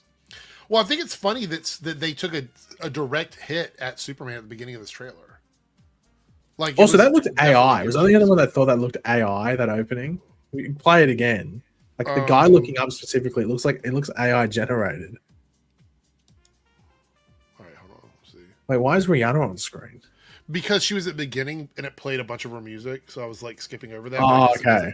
It doesn't really matter. Oh, was it her saying like, "Here's the first trailer for this"? Yeah. Okay. But there was copyrighted music in the back. I thought they got fucking. I thought they got really meta or something. No. This summer, when we need a hero, look up. That dude, he looks AI generated. I don't know why. Yeah, maybe just the coloring and stuff like that. Yeah, and I don't think it is. I don't think this is AI. I think he's an actor. It just looks weird. I can't wait for you all to see it this summer. So check out the new trailer right now. This summer, when we need a hero, look up. So yeah, I mean that's directly talking about Superman, 100%. Well, it's the closest thing, and they're both blue. The big blue boy in blue. Who's the boy in blue? Is it Superman or is it fucking No Name James Corden Smurf character? I don't know. All right. Speaking of, is it these dudes? These guys are in blue as well. It's a blue you're summer. right. You're right. It's a blue summer. Super blue. Blue balls. All right. So speaking of trailers, the first trailer for Fantastic Four: First Steps has received over 202 million views in the first 24 hours, one of the highest ever for Marvel Studios. So people are watching this quite a lot. It's going to be interesting because I think the Super Bowl trailer is going to be a little bit different. And do you think the Super Bowl trailer will get released on YouTube right away, or will they delay it? What do you think? Sometimes it comes out before. They just do it on the hour or something like that, because you can't tell when an ad's going to play either. Sometimes, like, you'll have the rough thing, like it's going to play, maybe like from like, let's say it's like 7:10 p.m. to 7:15 p.m. will be somewhere in there, but you don't know what minute. You can't have someone just waiting to click publish on the trailer. Like, you probably just schedule it roughly at the time it's meant to go up. Because at the end of the day, like, the people that are watching the Super Bowl are just going to be watching the Super Bowl. Like, if they want to watch the trailer, they'll just be on their computer anyway, or on their phone, whatever it is. All right, what do we got here?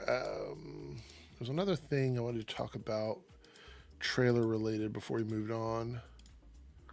But I have to say, Eric, do you feel smurfed up? Do you give a Smurf? I don't give a Smurf. That's a good one. I don't give a Smurf. Does anyone in the chat give a Smurf about Smurfs?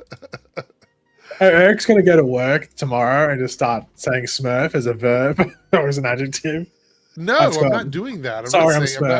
I am not participating in that kind of tomfoolery, buffoonery, any of that. I'm not participating. Someone in any smurfed my car. I smurfed my pants. What's going to be funny is if that Rihanna song, that cover gets really big and people start requesting at the club. That's going to be really annoying. Would you be really annoyed if some of the lyrics actually have Smurf in them?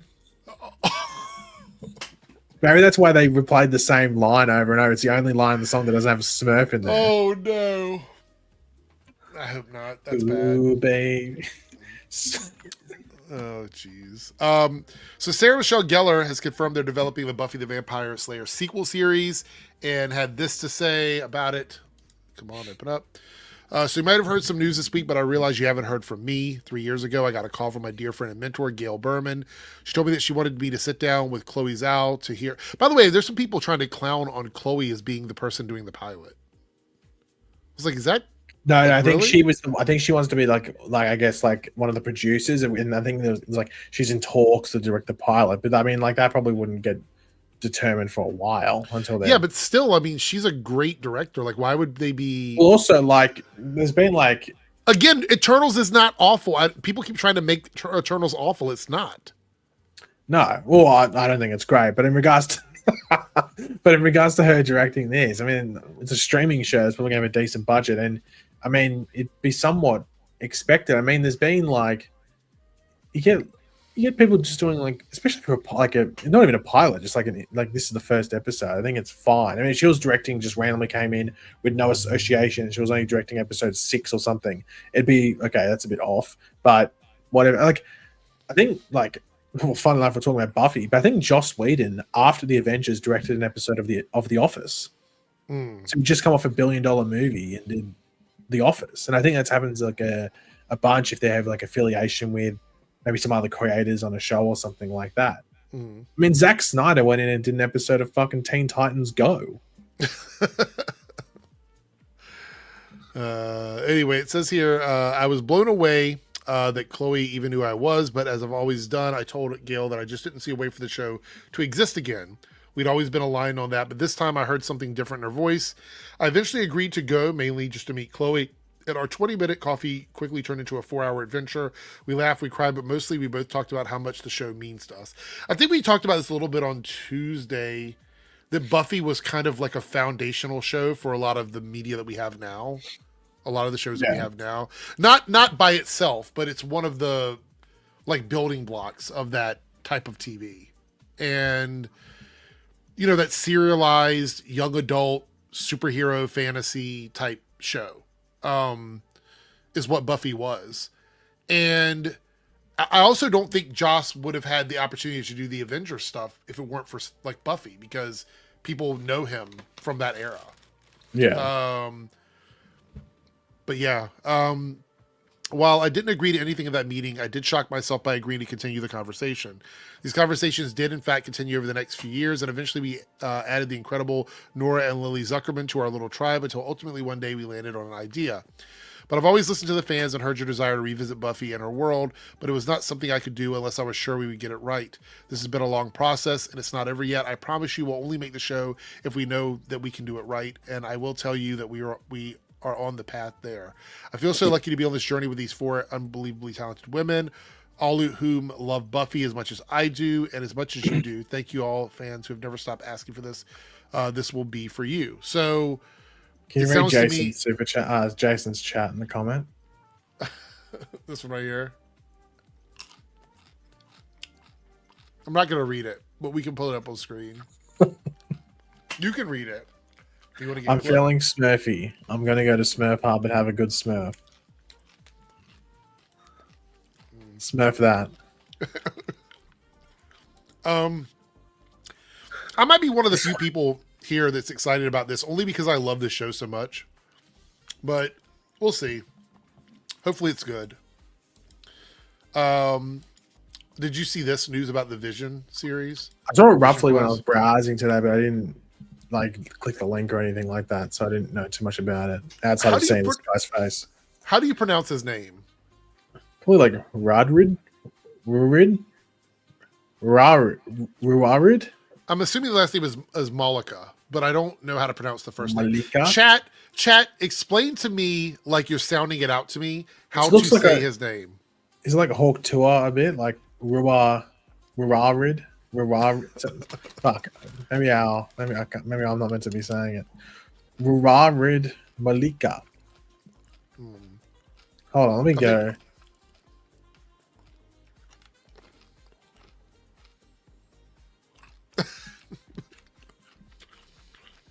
So Benji left the chat. What the fuck? I accidentally clicked control. I was gonna say, yeah, you just vanish. You're like, let me go, and then you vanish. I was like, I meant to open what? a new tab, but I accidentally clicked R instead, and it refreshed the page. Hold on. Okay, hold on. I just typed it in. It's like Rurari. Rurari. All right. It says here is stepping into the MCU with the series regular role in the Marvel superhero series for Disney Plus Vision. I thought it was Vision Quest. Now it's just Vision. Oh, it's like Rudy, but with an R. So Ruri. Ruri. Ruri Malika. Headlined by Paul Bettany. The Vision spinoff is said to take place after WandaVision. Well, of course. Where the character made a return after Thanos killed him in 2018's Avengers Infinity War. The new series is believed to follow Vision as he tries to regain his memory and humanity. Malika will play a character named Tucker. I don't know. It's interesting because he kind of looks like Paul Bettany a little bit. Like the face structure and everything. So it makes me wonder if he's going to be... like what his connection is going to be to Vision. Yeah. Ethan, I will agree with you. It does look like Joseph Quinn. And when I first saw the picture, that's who I thought it was. I was like... wait, what? Anyway, I thought this was kind of interesting. There's also a clip here from Anthony Mackie where he's talking about the cowl. Remember we talked about how they had to CGI this to make it work? Yeah. Apparently it was a lot worse than we ever thought it was. So let's see what he has to say. Why did they take away your white half helmet? Because I told them that I was never wearing that shit again, dude. That was hard. It was with the heat, the sweat, the fogged up glasses. It was impossible. It was called a cowl. It was my worst nightmare. Yeah. You can't do anything. Why did they take away your... So basically he was like, no, I'm not doing it again. Look at that shot there. How hard it was to get to fit him. Which, by the way, shout out to the Arrowverse. I will forever say this.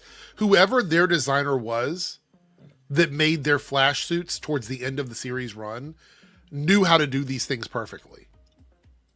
Like, they had already trial and errored it for 7 seasons. So they got it right. I'm surprised Marvel couldn't figure it out. There is a way to make this work. Because remember they had to do it for Kid Flash in the Arrowverse? Yeah. There is a way to make this work. It's not easy, but there is a way to make it work. But I'm just shocked that their designers, their costume designers, didn't have an idea on how to do this or didn't want to reach out to anybody to figure it out, because they did make it work in the Arrowverse. So, but he was saying that it was like fogging up the goggles, I guess, because the heat coming from the inside of the cowl was coming into the goggles or whatever. But they're probably filming it. They're probably filming it when it was cold as well. Look, this is a great look from the comics. Like, it is comic accurate, but I can understand that it would be annoying for him to wear. So they changed it up for the movie. But actually, isn't he wearing this in the beginning when he gets attacked with that clip we watched the other day? Yeah, but I think he's just got goggles on. Oh, is it just goggles? Cowl. I think it's just goggles, or like he would wear them instead of the cowl. Let's see. Brave New World clip. Let's see. There's another clip that came out today from Good Morning America. I hate when they do this because people just complain about them. Let's see. Skip ahead in this clip here. Whoops. Escape. Share this tab instead.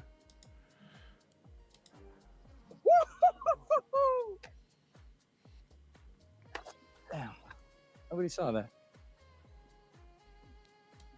I like this helmet. This is a cool looking helmet, actually. It's very like almost anime looking to me.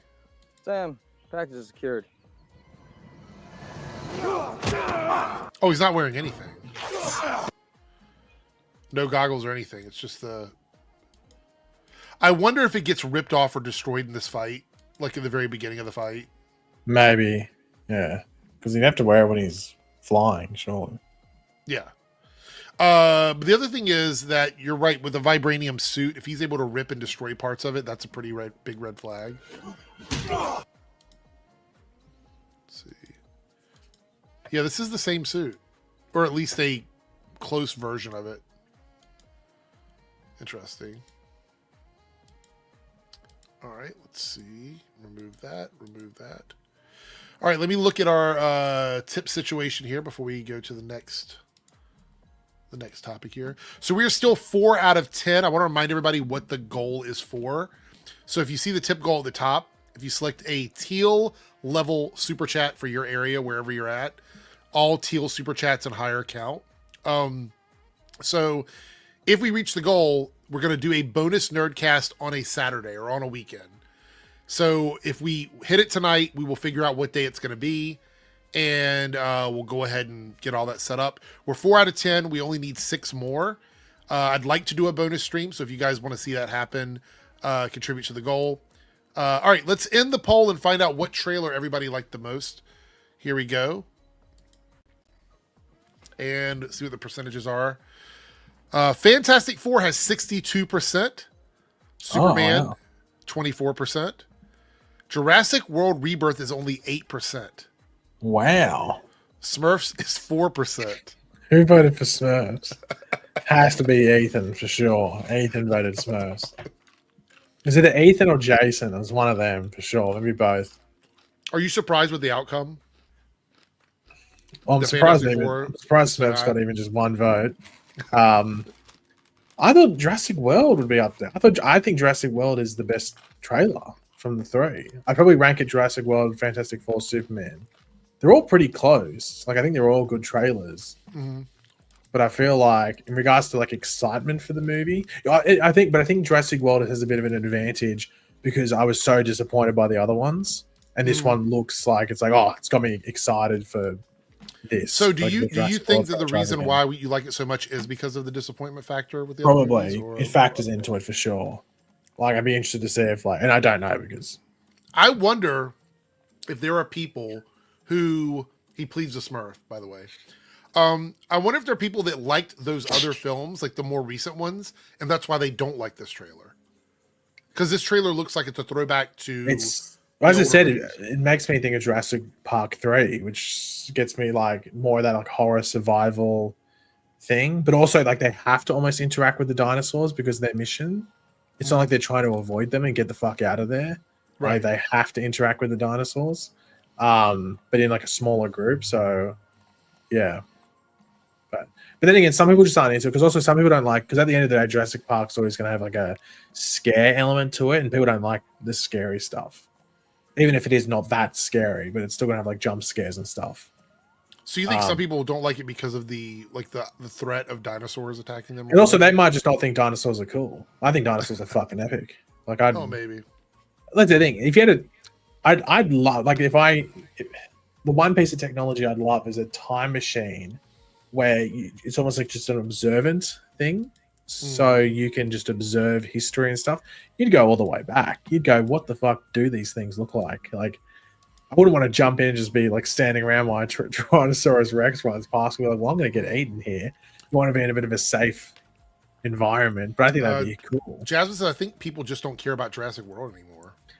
Well, I mean, the last one was arse, and it made $1 billion. Right. Post-COVID. Yeah, I don't think that's the case at all. I don't think it's that people don't care about Jurassic World. I think there is a market for it. Like I said, regardless of the quality of this movie, I think it will either break $1 billion or be just south of $1 billion, one or the other. I mean, I don't see this movie completely flopping. That would be absolutely shocking to me. If this movie completely and utterly flopped, I would be so shocked, because the Jurassic Park, Jurassic World movies tend to do well internationally as well. So I just don't see that as a possibility. Tarzan says, the new movie nearly feels like filler, just feels like it's another one for the sake of it. I don't know. Are you so you're saying it doesn't say anything new, right? I think there's an argument for it to not say anything new, because that has been the biggest complaint about the 3 more recent films, is that they were not like the other movies. Even though they made $1 billion, I feel like a lot of the criticisms of those movies were that they didn't feel like actual Jurassic Park movies. So this feels to me like the studio is giving people what they say they want. But you could argue that since those other movies made $1 billion, why go back to this at all? right, Paigey? I mean, Yeah. if those movies were making $1 billion and they were doing all the things that we were complaining about, then financially, there's no incentive for them to change. Yeah. They don't have to. So, and also the funny thing is that the thing about not caring about dinosaurs, that's the whole point of the movie. So in that beginning thing, they're shutting down a museum because no one cares about dinosaurs anymore, because dinosaurs are literally living with humans and they've like recently died out and stuff. But you don't have to go there because you fucking saw a Tyrannosaurus Rex running across a park, or you saw it on the news or something like that. You can go on YouTube and literally see found footage of people encountering these dinosaurs. So now this whole mission is about like trying to resource what you can from a failed thing that no one really cares about now anyway. Right. So it's sort of like, there's almost like a bit of a hidden so it's not a thing theme park anymore. Now it's just a location. It's literally science. They're jumping into like the science and the beneficial things around that science. Yeah, that makes sense. Yeah. Anyway. All right. So I wanted to show this. I thought this was kind of neat. So do you have a lot of Hot Toys, Paige, or no? No, I think they're the biggest waste of money ever. Well, I have a few of them, so I guess surprised. I wasted money. But I don't buy a lot of them because they didn't you DoorDash like a bottle of water or something once, like $20 for one bottle of water, something stupid. I didn't do that. I still sometimes think about that time when you just sat there watching your DoorDash or whatever it was, DoorDash map or Postmates map, and just watch that guy slowly drive away from your house with your pizza. Oh. And then end up like an hour away with your pizza in his car still. Yeah. Or at least he was still had your order attached. So I have was close. I did not have a crash out. I have the Hot Toys Arrowverse ones for like Supergirl, Arrow, Flash, and what's the other one that I have? Batwoman. I have a Batwoman one, but it's the Kate Kane one because I don't think they made one for Javicia's character, Ryan Wilder. But what I love about this one is we didn't really get to see all the details of the suit in the movies. Like it didn't show up as well because of the way the shots were done and everything. The suit actually looks really cool. This is a really cool design from Deadpool and Wolverine. I know they went through a few different options, but they landed on this one. And I guess so if you are a massive fan of Blade, this is a win and a loss for you. And the reason why is Deadpool and Wolverine managed to put Blade in their movie before Marvel could actually get a Blade movie out. That's the crazy part. But also, this makes you go, why is Wesley Snipes not just making a Blade 4 at this point? Yeah. Why can't he make a Blade 4? He's still obviously in shape to do it. He looks good in the role. I think the suit looks really cool. So I don't really see any reason for him to not come back. I mean, at this point, just give him a movie. Just give him a film. I'm so tired of waiting for the Blade movie. And when I saw this pop up, I was like, oh, this is really good. So, did you ever consider ordering the Arrowverse Hot Toys? Did that ever cross your mind or no? No, not really. Not really. Not even the Oliver Queen Green Arrow one? No. Do you have any statues or anything like that? Any little plastic figurines that you have? I have the Funko Pops, but even then, only Funko Pops. I sold the rest of that. It was just sort of like basic ones. I kept the ones that had some value. I've still got that Supergirl. I think it's New York Comic Con, and it's worth like $200 or something. I remember Ben. I have the same one. Yeah, I have the same one. It went up in price so much. It would cost the same as a normal one, and then it was like 200. I think it was like at its highest, it was like 280 or something.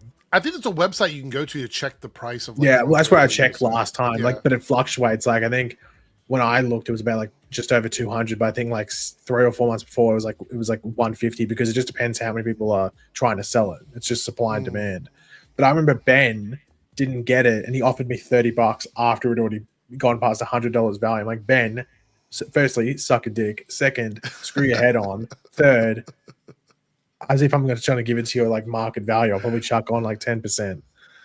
Well, you know. Bob of the Old Ways, good to see you. Says, new Jurassic movie looks to me like a back to the basics. Yeah, that's exactly what I was thinking when I saw it. I was like, this definitely feels like a throwback to the old school Jurassic Park movies.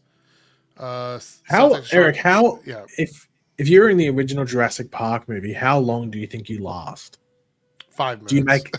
So you think you die? Yeah, I think I'm out. How? How do you die? Oh, I don't know. I know that I'm not good about situational awareness. So. I think personally, I'd rather just get eaten straight up by a Tyrannosaurus Rex, like quick and just do it. I don't want to get like played with by Velociraptor and whatever they fucking do, or like that other. Yeah, I don't want one of those smaller ones. The small ones are mean. So well, the small one's just going to take their time. They're just not going to get. They're just not going to take you out quick and thing. But I think I would last.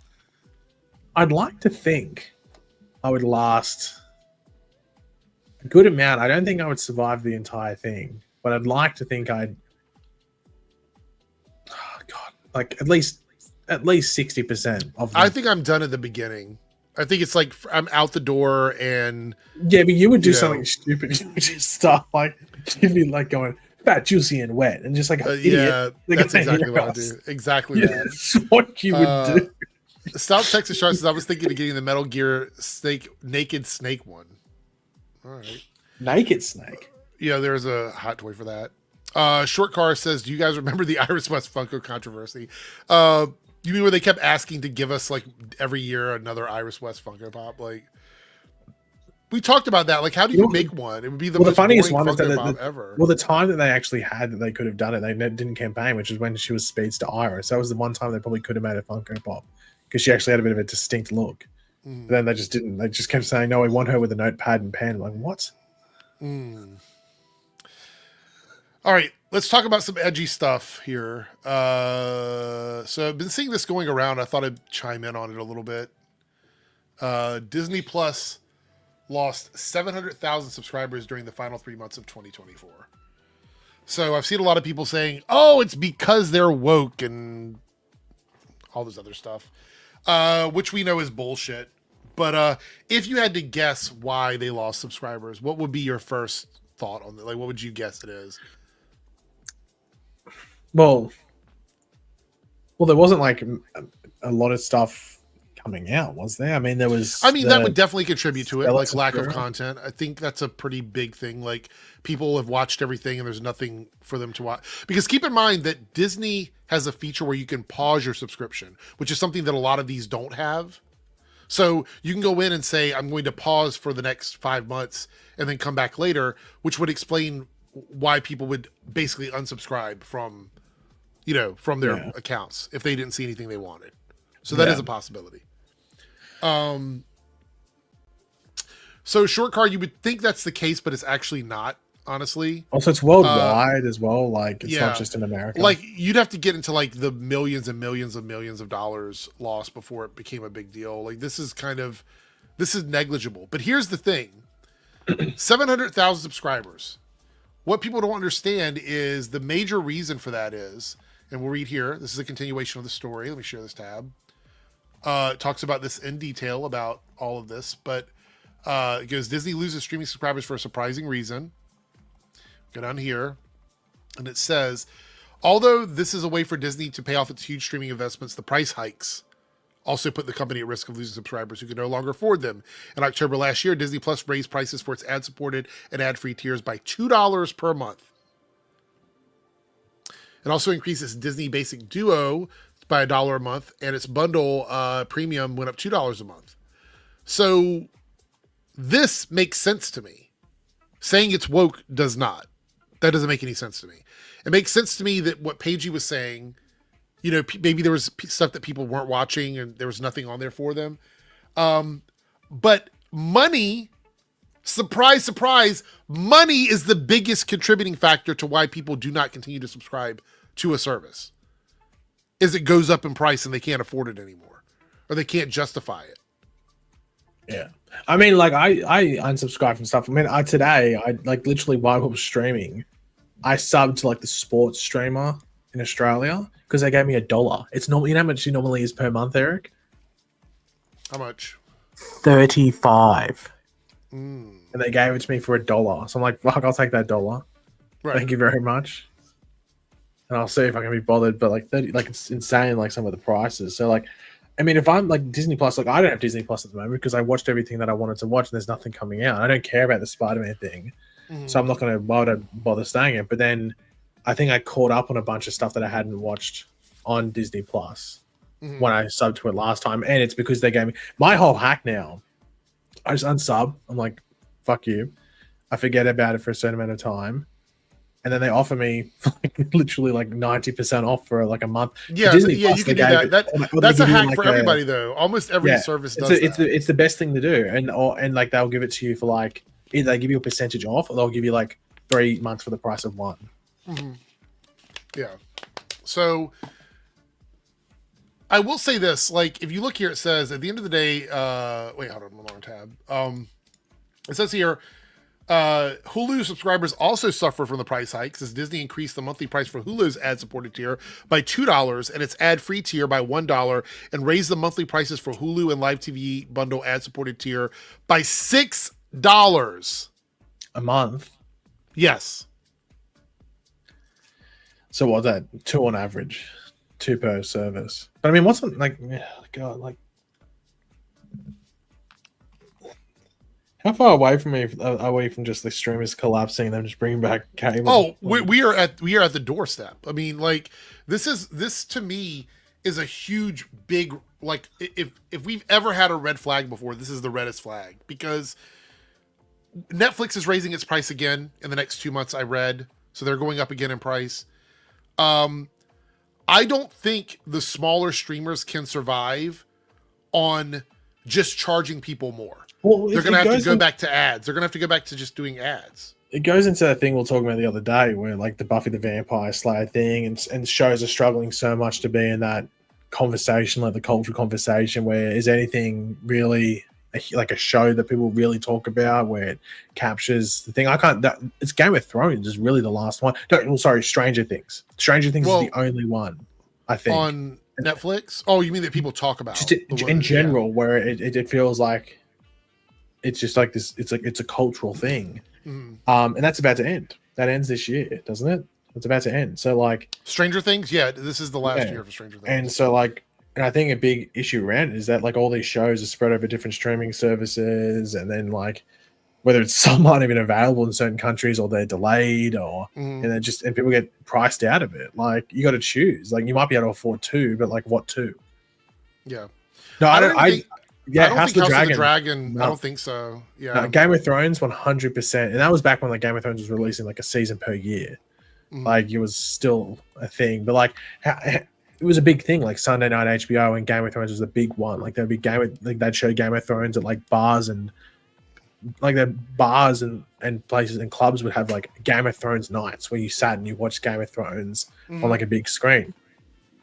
Maybe some do for House of the Dragon, but nowhere near it. Nowhere near it.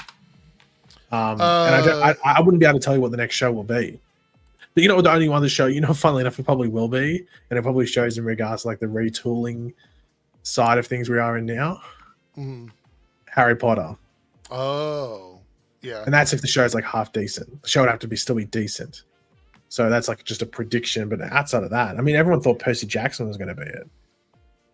I didn't, because I didn't know about anything about Percy Jackson. I wasn't a part of that. Percy. Yeah, but Squid Games once again. But with Squid Games was also that thing of like, it maybe was like it leaned into it, but I don't think it grasped it. And I think that's an advantage of Netflix. That's why Stranger Things is, because it's on Netflix. Most people have Netflix. I think Squid Games also it's bigger, but I don't think it has the staying power of some of the other shows. I think it shows because season 2 didn't. Season 2 came and went, and hardly anyone talked about it in regards to like compared to season 1. But like Stranger Things has pretty much been the same since season 1 up to this final season. I didn't think the Percy Jackson show was that good, but several people told me they loved it. I just thought it was okay. I never read the books, so I didn't even bother watching. I watched the first episode. Darth says that the fact that every show has to be a mega hit or be canceled is why TV is dying. It's not just broadcast TV that's dying. It's everywhere, it seems. So I agree with part of this statement because I think you ruin consumer loyalty or fan loyalty when you're not committed to something anymore, because Netflix used to be, do you remember in I think it might have been 2015, 2016, 2017, when Netflix and Hulu were basically the big dogs, Netflix being the biggest dog in the streaming space or whatever, people were like, oh, Netflix will save it. They'll bring it back, because at that point, Netflix hadn't canceled a million things. It was still airing all of this new original content. You had so many different shows you could watch. You didn't have to worry about things getting canceled because no one was watching it, because they didn't have to worry about advertisers and all this other shit. And that went away quickly. Around 2018, 2019, they just started canceling their shows. I think the first thing that got canceled, hold on for a second. What show was it? I'm trying to think of the name of it. Was, is it still on there? I don't even know if it's on Netflix anymore. By the way, did you see that Talk Tour had her 14th episode of her podcast leaked? And I did. Is it talking about the rug pulling thing? And I saw that she did a podcast with somebody else, but I don't know if that's the same one. No, it's her podcast, but it was leaked. Okay. Yeah. So it was an unreleased podcast. Yeah. So I thought you were up to date with your Talk Tour. No, I don't care about her. So sure? You seemed to be positive. fascinated a couple of weeks ago. No, I don't give a fuck about her. You were spitting on that thing. I think she's the most boring, uninteresting internet celebrity we've had in a long time. Are you sure about that? Mm-hmm. I can't. Can you think of anybody else more boring? Well, than her? you were talking about that being Simu Liu a couple of weeks ago. He's not an internet celebrity. She got popular off of a meme. So the show Hemlock Grove got canceled on Netflix. You remember that show, Hemlock Grove? Was that the first one ever? It was one of the. It was either the first or second. It was like right at the beginning.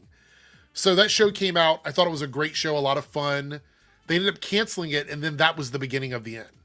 That was the end of the golden era for Netflix being the bastion, the haven for shows that don't need to be tied to modern advertising or whatever.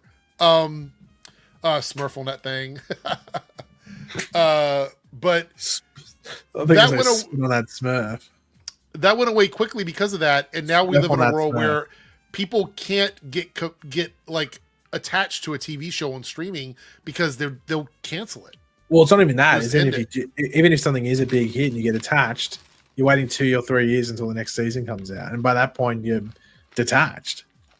You watch it, but like you don't care as much as the first time you watched it, or when you watched the first season. Well, here's the crazy thing before we wrap up this story here. While losing fewer subscribers than expected may seem like a weak silver lining, it certainly means Disney is making more money from their subscriber base right now as expected, and streaming overall was profitable for Disney. Well, it just means that they're just, like in the next few months, they're about to get an influx of money because people are going to resubscribe and either watch the stuff that they haven't watched over that whatever amount of period, 6-month period, 4-month period. Yeah, but think about this. They made more money and they lost 700,000 subscribers. Yeah. Which shows you, well, probably means that people probably want those promotions I'll give them, and now they probably sign up for the full amount. But I mean, they have Daredevil coming out next month. Oh yeah, that's massive flux. Exactly, and that's going to be a bunch of people are going to resubscribe next month. So you don't get how that works because they raised the price by $6 on some of the tiers. So what happened is the amount of people that stayed were willing to pay whatever tier they're on, were willing to pay the extra. So the people that left, that didn't spend any money at all, got negated by the people that were willing to spend $6 more, basically. So a lot of these channels are making it out. Look, I don't care if Disney makes money or not, but I think it's interesting that a lot of these channels are saying, oh, they lost 700,000 subscribers. Wokeness did this. No, money did this. It was money. And they made more money while still losing 700,000 subscribers. Besides Netflix, Disney Plus is the only one that's profitable at the moment. The other ones are still not profitable enough to report massive growth. We're talking about places like Peacock, Paige's favorite streaming service. Let me see your Peacock. Your Peacock. Obviously, HBO or Max, home of HBO, is not doing. You know, that's well. what we needed in the Smurfs movie. Katy Perry as Smurfette singing Peacock. That would have brought in the $1 billion movie. That would have made James Gunn sweat. Not, ooh, heaven is a place. Yeah, that part. That whole part. Just 5 times over. All right, let's see. We'll drop this down here so I can check the next. The next little thing. Not spit on that thing. Next little thing. Yeah, apparently she went on somebody's podcast. I did see the clip of that where she was talking a little bit about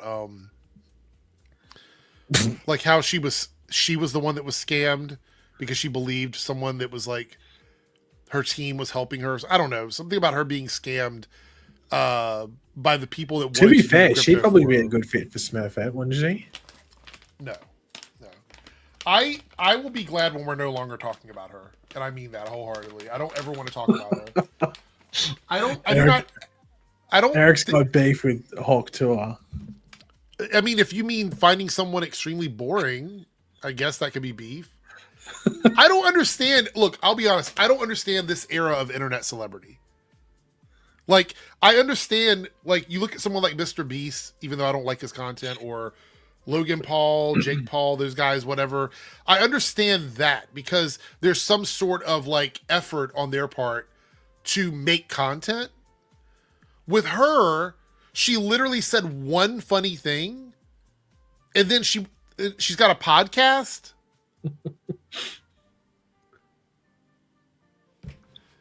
I don't understand. I can't wrap my mind around that. I mean, what could she possibly have to say that anybody would find interesting? I don't know, DJ Erickson. I don't know. So it confuses me. Like if she were a podcaster before, or she was involved in the entertainment from the podcast. Right. I could understand that. She was literally a person walking down the street. They asked her a question and she gave a funny answer, and she was given the red carpet to everything. It's fucking weird. Look, more power to her. She's got her own little lane where she's obviously scamming people out of money. Do what you got to do. I don't get it. I don't understand. Yeah, so Tony, I saw that. Like, she acted like I think she started claiming their clip, right? I think what happened was... it was her management company or something wanted they were claiming the clip that the other people made with her on it because they wanted the money from that. Yeah. Doesn't get any better than that. All right. We have another like kind of big topic, and then we're going to just kind of jump around from small things or whatever. All right. 40 minutes left. I guess you guys are not vibing with the bonus stream. Because there hasn't been much contribution tonight, which is fine. If you guys want extra content, yeah, you can tip away. It's got to be teal or higher though. But any super chat you want to give is great. But if you want to contribute to that, it has to be teal or higher. All right, so we just got a super chat, but it is from Cameron here. Let's pull this up on the screen. $2 super chat. Did you guys see Euphoria? I can't say Euphoria. Started filming. There's a picture of Zendaya I saw with that. I haven't watched more than the first season of Euphoria. I watched like 3 episodes and I went, wow, this is fucking ass. That's one of those shows that is very generational. Like, I think it's one of those ones where people watch it for the vibes and also to like it's like like a FOMO sort of thing, especially if you're probably like in high school, probably like 17, 18 or something like that. It's probably one of those shows. I don't get it, which is fine. It doesn't have to be for me, and that's cool. But it's not my thing. And I tried to sit down and watch it with some friends. Excuse me. And they felt the same way about it. So I think maybe it's very specific to one or two generations. Shortcar says, I watched the first 15 minutes of the first episode and decided it wasn't for me. Yeah. Oh, it's no Degrassi from Harrison James. Did you watch Degrassi when you were growing up, Eric? It wasn't on in the United States, so I couldn't watch it. I watched... I remember if you stayed up on Nickelodeon, I think like after 11 o'clock or something, they used to play like the old, like the first one, Degrassi. And I remember there was a thing where like some guy got AIDS or something, or some girl got AIDS or something like that. Because it was like a public service. Yeah, well, it list. was a Canadian series for kids, and I think that's why it had to be. They still do, don't they? They still do Degrassi, don't they? I don't know. I saw something where like Jay and Silent Bob were on it, but that was like a handful of years ago. It's one of those things where that was not really my era. I was already an adult when that show came out, so I wasn't really watching it. But I think the one that when I was like 11, or I think they had is it Next Generation or something? I think it was like one where they went to college, right? Didn't they go? No, to I think they were college still in. I think they were still in junior high, but it was just. But wasn't there like, a spinoff where they went to college? I think so. It's called or like Saved by the Bell, College Years, or something like that. Something like that, but with Degrassi, yeah. Did you watch Saved by the Bell? A little bit. What's funny about that? I don't understand. Just imagine you sitting down with what was the? Did you have the bowl cut? Wasn't that the haircut that you had when you were younger? Was it the bowl cut? Is that what it was called? I don't know. I don't remember. It was just like a bowl cut, like a Guy Gardner cut. Are you saying that I had that? Yeah, didn't you have a haircut like that or something? I don't think so. Not like Guy Gardner. You had like you're talking about the haircut that's like long on top and then short on the bottom or whatever. Is that what you're talking about? I know you had. Yeah, it was just some type of. My hair was always just long. Like I had long hair. I didn't. It always came down like over my ears. I never had like a bowl cut. I think you did. How do you know? You've never seen pictures of me from high school. You showed us a photo of you like dancing or something on the dance floor, and you had that type of haircut. That wasn't in high school. I was an adult at that point. You still had that type of haircut. That's what I'm talking about. I never had like a bowl haircut. I don't know what you're talking about. You wanted to retrieve that photo again. I don't remember what photo it was I showed you, but I can tell you now I didn't have a bowl haircut. I'm pretty sure you did, but we'll leave it there. Oh, okay. Let's see here. Who was your favorite character on Saved by the Bell, Eric? I don't really have a favorite. That the like 90210, Orange County, that type of stuff. I never really cared for that. So you know what I hate the most in superhero shows, right? I've said this a million times. I don't like relationship drama, and those shows are all relationship drama. So it's not something that I would normally watch because I feel like it's an overreactive, hyper sensitive, emotional type storylines, and I don't care about those things. So for me, it's very boring. The only show that I watched as a kid that I remember, like I watched stuff like Buffy and things like that. I didn't watch really like the school dramas and things. Boy Meets World. My brother watched that. That was one of the shows that he watched. Boy Meets World. Yeah, I wasn't a big like live action Nickelodeon kid. I watched the cartoons and stuff. I didn't really care about the live action stuff. I thought you based your personality off Ren and Stimpy. Ren and Stimpy? What about it? Didn't you base your personality off them? No, not at all. There was two different Ren and Stimpies though. I don't know if you remember. I've seen. If you watched Ren and Stimpy like after like 10 or 11, you would see like nipples, and then like, and then if you watched it early, they'd just be doing like random just like slightly elevated like Tom and Jerry shit. Yeah. No, see this. I think stuff gets lost in translation. I don't dislike superhero shows that have relationship drama in them. I think it's my least favorite part of those shows is the stuff that I don't really care too much about. So I wouldn't watch a show like Degrassi or Saved by the Bell where it's like 95% relationship drama and that's all it is. Yeah, it's at the forefront. Yeah.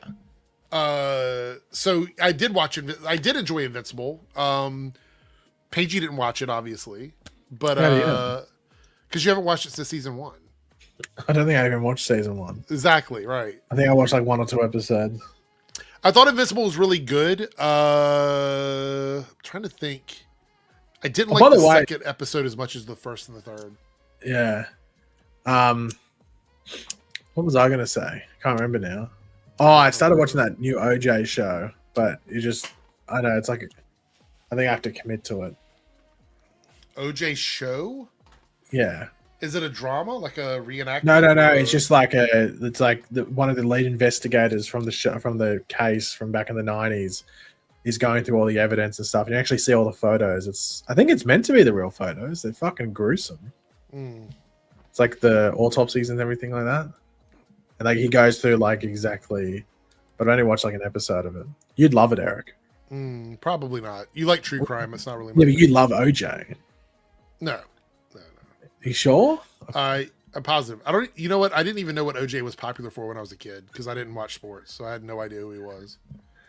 So I don't watch literally the other day. You heard me say like it's so funny you mentioned that. The other day you heard me ask like, what time does the Super Bowl come on? I don't even know when the Super Bowl happens. So.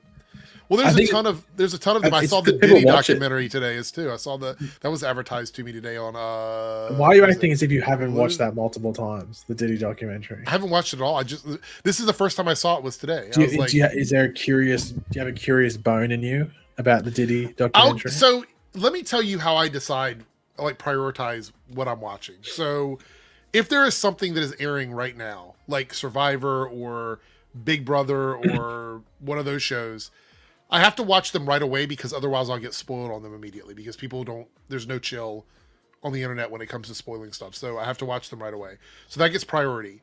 Then when I'm done watching that, I have my YouTube stuff that I go through. And I have 2 YouTube tabs of content because I have 2 channels. So I have to go through in each channel and decide what I'm going to watch. I have things on YouTube that I watch that are something. No, never War Stew. I have stuff on YouTube that I watch. Once I get done with that, once I've watched my time-sensitive stuff and I watch my YouTube stuff, then I will start watching other things. So when it comes to true crime documentary stuff, it literally is I will get to it when I get to it. That's it. Like I have no priority for that stuff at all because there's no spoiling. I already know what happens at the end. So there's no rush to watch it. How do you know that someone might not spoil the Diddy documentary to you? What are you going to spoil? Well, there might be some newfound details of Diddy. Right, which would be stuff that you could read in the news. I don't give a fuck if it's in the documentary. Like, that would be something that would be... Well, you never know. The documentary might have some interesting pacing leading up to the reveal. It's like, oh my God. No. Look, I know people love true crime podcast type stuff. It's not for me.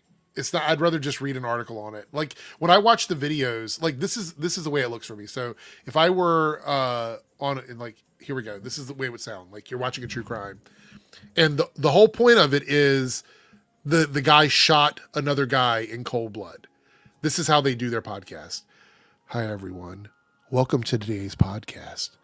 We have an incredible story of thrilling proportions and blood splattering everywhere. And it was a cold night. It was rainy. And you were walking into the alley and you could smell It's about dead Diddy rats still? in the alley. No, it's about somebody getting shot in cold I blood. thought you were walking in the reenacting alley. the Diddy documentary. And people are walking by and they're not paying any attention to what's going on in the alley. And then you see a figure at the end of the alley wearing a trench coat.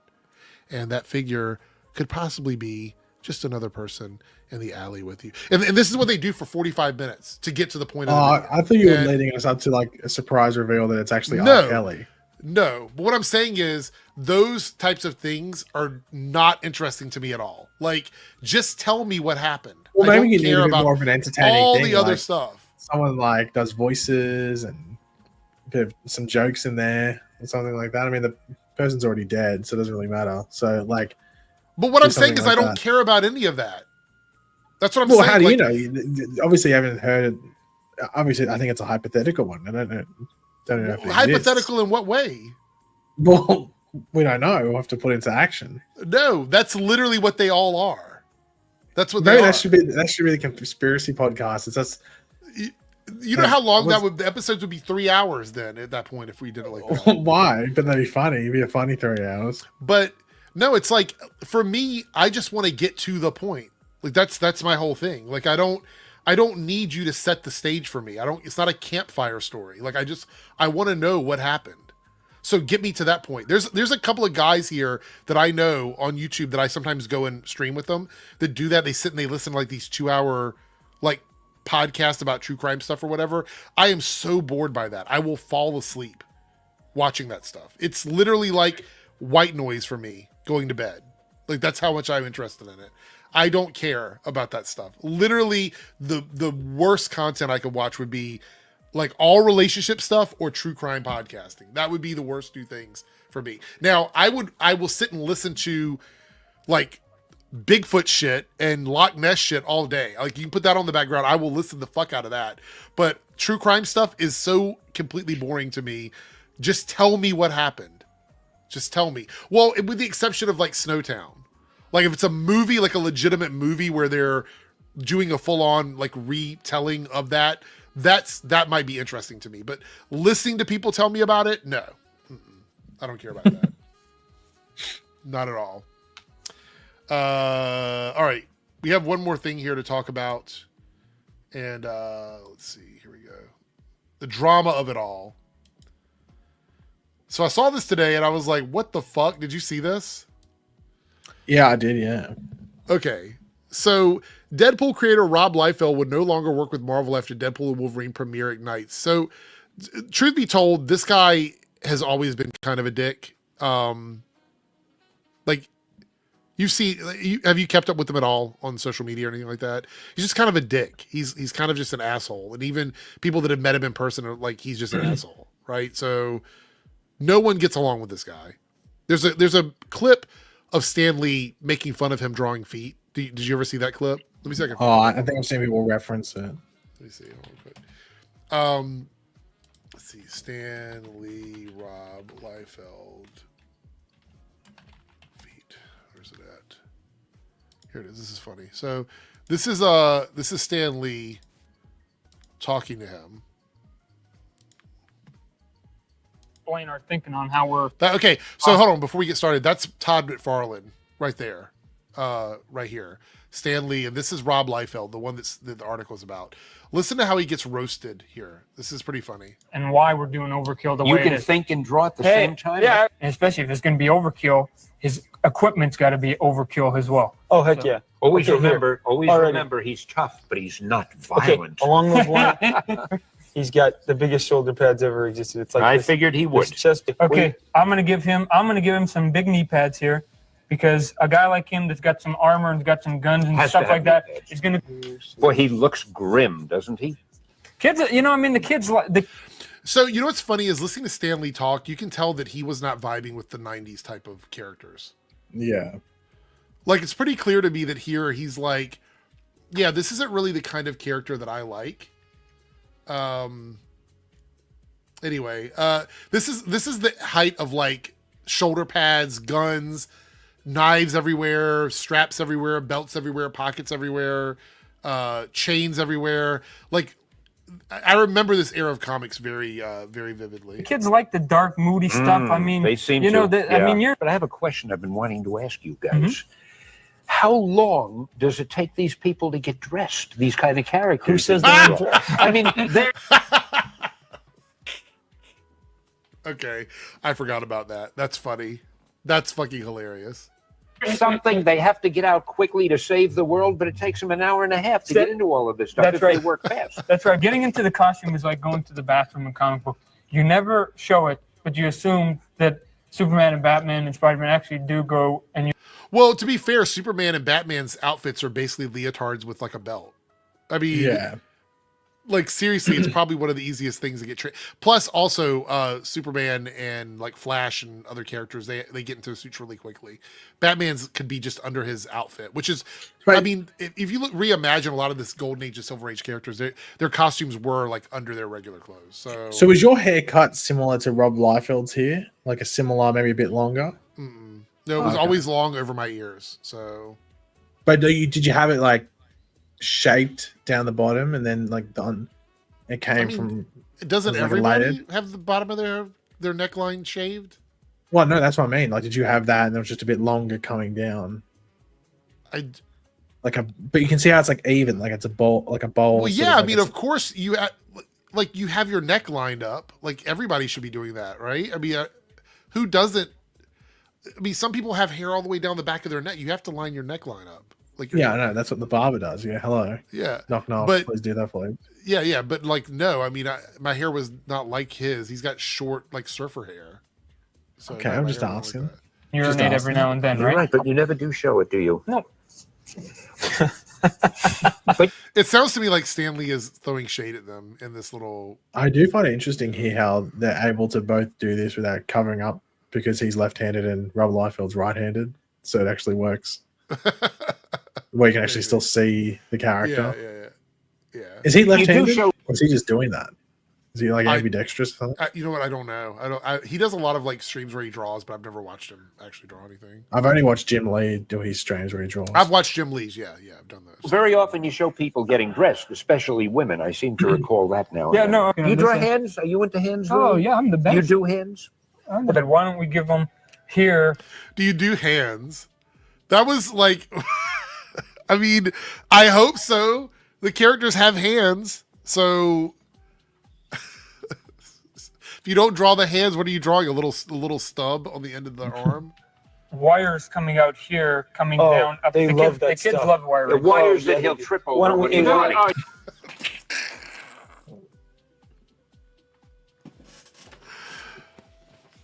Oh That's my what god! annoyed me about that when I saw that amazing. What's it called?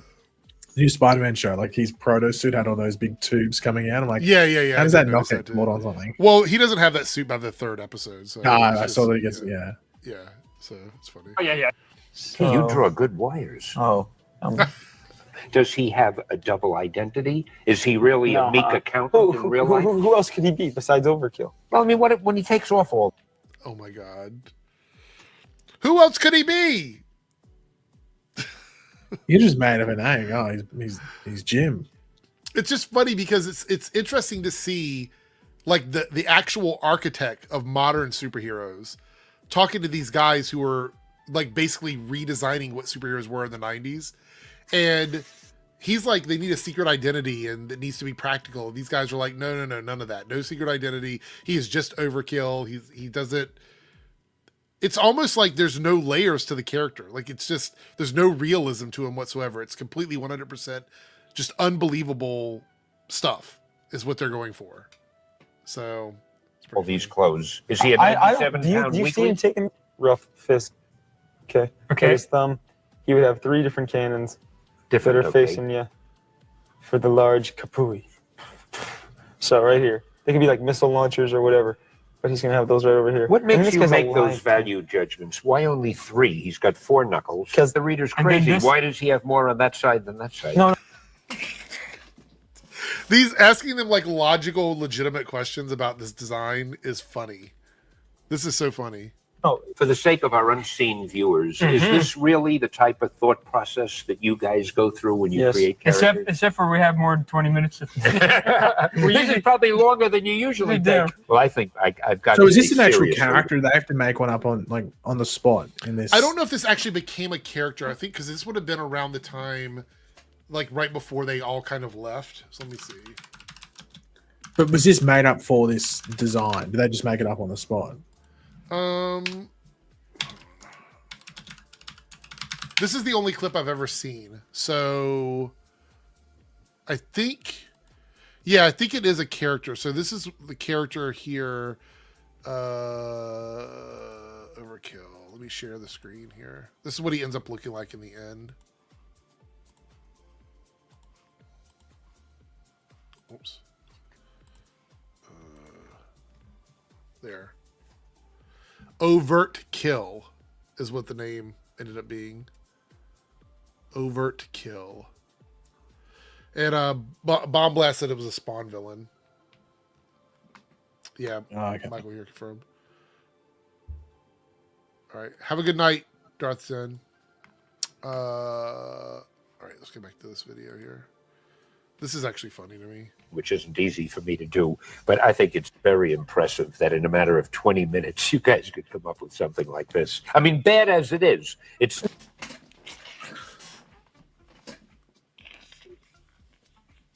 God, no, nothing holding back. There was no chill at all. Literally no chill. Like This is like Eric when he's critiquing a 3-dub comment. He just doesn't hold back. Oh my god, we got to go back for that one. Oh no. You guys could come up with something like this. I mean, bad as it is, it's still impressive that you were able to do it this quickly. Yeah, that's a cool logo. That Rob, was really didn't You notice though they're not talking back to him. It's like Yeah, they they're know They're like, we're not going to say anything back to Stanley.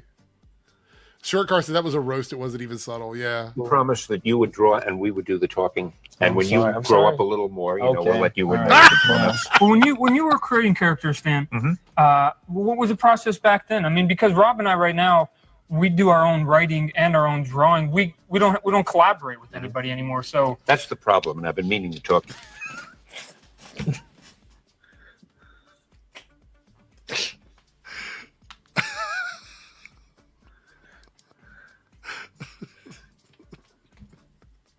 we don't collaborate with anybody anymore. So that's the problem, and I've been meaning to talk to you guys about that.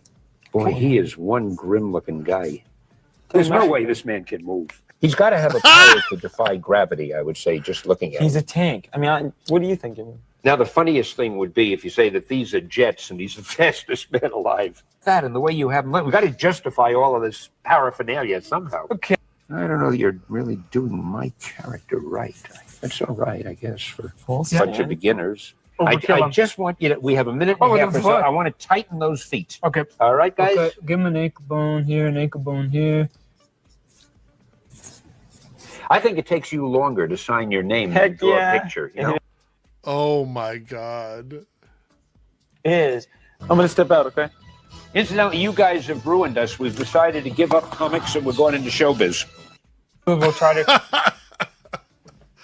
Oh, shit. Okay, so that gives you an idea of Rob Liefeld and Stan Lee and that entire debacle there. That was hilarious. All right.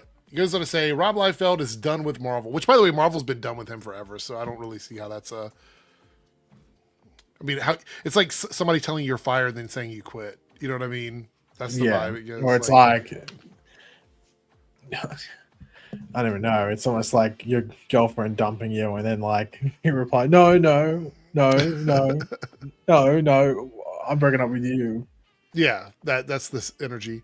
The comic artist creator says that after more than 30 years, he is severing ties with the publisher for whom he created renowned characters Deadpool and Cable. Liefeld laid out his decision on a 90-minute episode of Robservation podcast, which, by the way, I'm not paying or subscribing to listen to that, as well as a follow-up interview on The Hollywood Reporter, where he detailed a series of perceived slights at July's New York premiere of Deadpool and Wolverine. At the premiere, Liefeld learned that he and his family were not invited to the after party. Something, well, we own the after party. That's our property there. Yeah, I was going to say, I can't remember sending an invite. Yeah. Something he was accustomed to attending. He also felt snubbed by Disney brass, including Marvel Studios boss Kevin Feige, whom he said was near him on the red carpet, but did not acknowledge him. Oh, so he ghosted him. Interesting. It's like Eric and Boba. No, it's not Eric and Boba. It's Boba, not me. But what does that mean, though? Like he was on the red carpet. Like, is he saying that he went up to Kevin Feige and said something? And Kevin he was like, around it was like that thing where like you're waiting for them to acknowledge you. You don't want to go up and say hello. There's like, no, I'll wait for them to see me, and they come up and say hello. But nobody's obligated to say hi to anyone. Like, it's, and also, like it's not like it's a surprise. Like he probably knew you were going to be there, but it's just like he's like, I mean, at that thing, I'm pretty sure there's like 10 more people at the very least more important for Kevin Feige to talk to than Rob Liefeld. Yeah, there's no circumstances there. It's just I was on the red carpet, he was there, and he didn't say anything to me. Okay. So, I mean, is this high school? I mean, that's what it feels like to me. Like, what a dumb thing to be mad about. He said it was meant to embarrass, diminish, and defeat me, Liefeld said on his podcast, of not gaining access to the after party. There was another apparent slight. Liefeld said he posed for professional photos with creatives on the Deadpool and Wolverine team, but later was told by his publicist those photos were deleted. Yeah, but were they deleted because of him? There's important questions that need to be answered.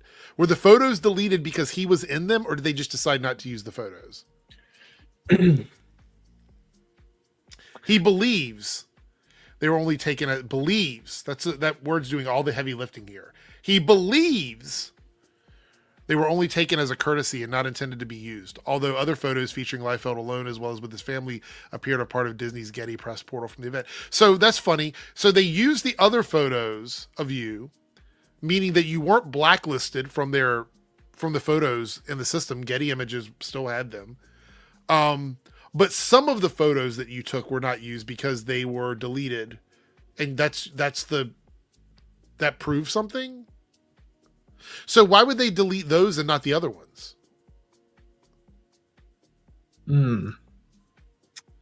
It's the grand mystery, DJ Erickson. It's the grand mystery. Soon after July's premiere, he decided he would cut ties with Marvel, which he believed no longer wanted him around. At some point, you go, I've received the message, and the message is clear, he said on the podcast. Liefeld said that the discomfort with Marvel began in early 2023 when he learned the company made the controversial decision to change the credits on Wolverine, awarding co-creator status to editor Roy Thomas. But Rob Liefeld had nothing to do with the creation of Wolverine. He said his discovery with Marvel began in early 2023 when he learned the company made the controversial decision to change the credits on Wolverine. Right, so that has nothing to do with him. No, I think it's the next thing. Yeah, the character was created decades before Liefeld worked in comics, but he was close to Christine Valada, the widow of late Wolverine co-creator Len Wein, who was upset with the decision. So he was upset on behalf of someone else. Well, I think it's like about like, because I guess if they do that, then all of a sudden any royalties are split 50-50 compared to going any sort of creator would go 100% to her, but now it's going 50-50. But that sounds like a legal thing that she should probably have taken up. There was any, hold on, let me open this up in another tab. I just want to take a quick look at this. Here we go. Wolverine co-creator Roy Thomas on his Deadpool and Wolverine credit, my name should have come first. The former Marvel editor-in-chief shares his thoughts after seeing the movie and responds with a controversy surrounding him getting co-credit. I think I remember, did we talk about this? Maybe, but it was last year, so I can't remember exactly. Yeah.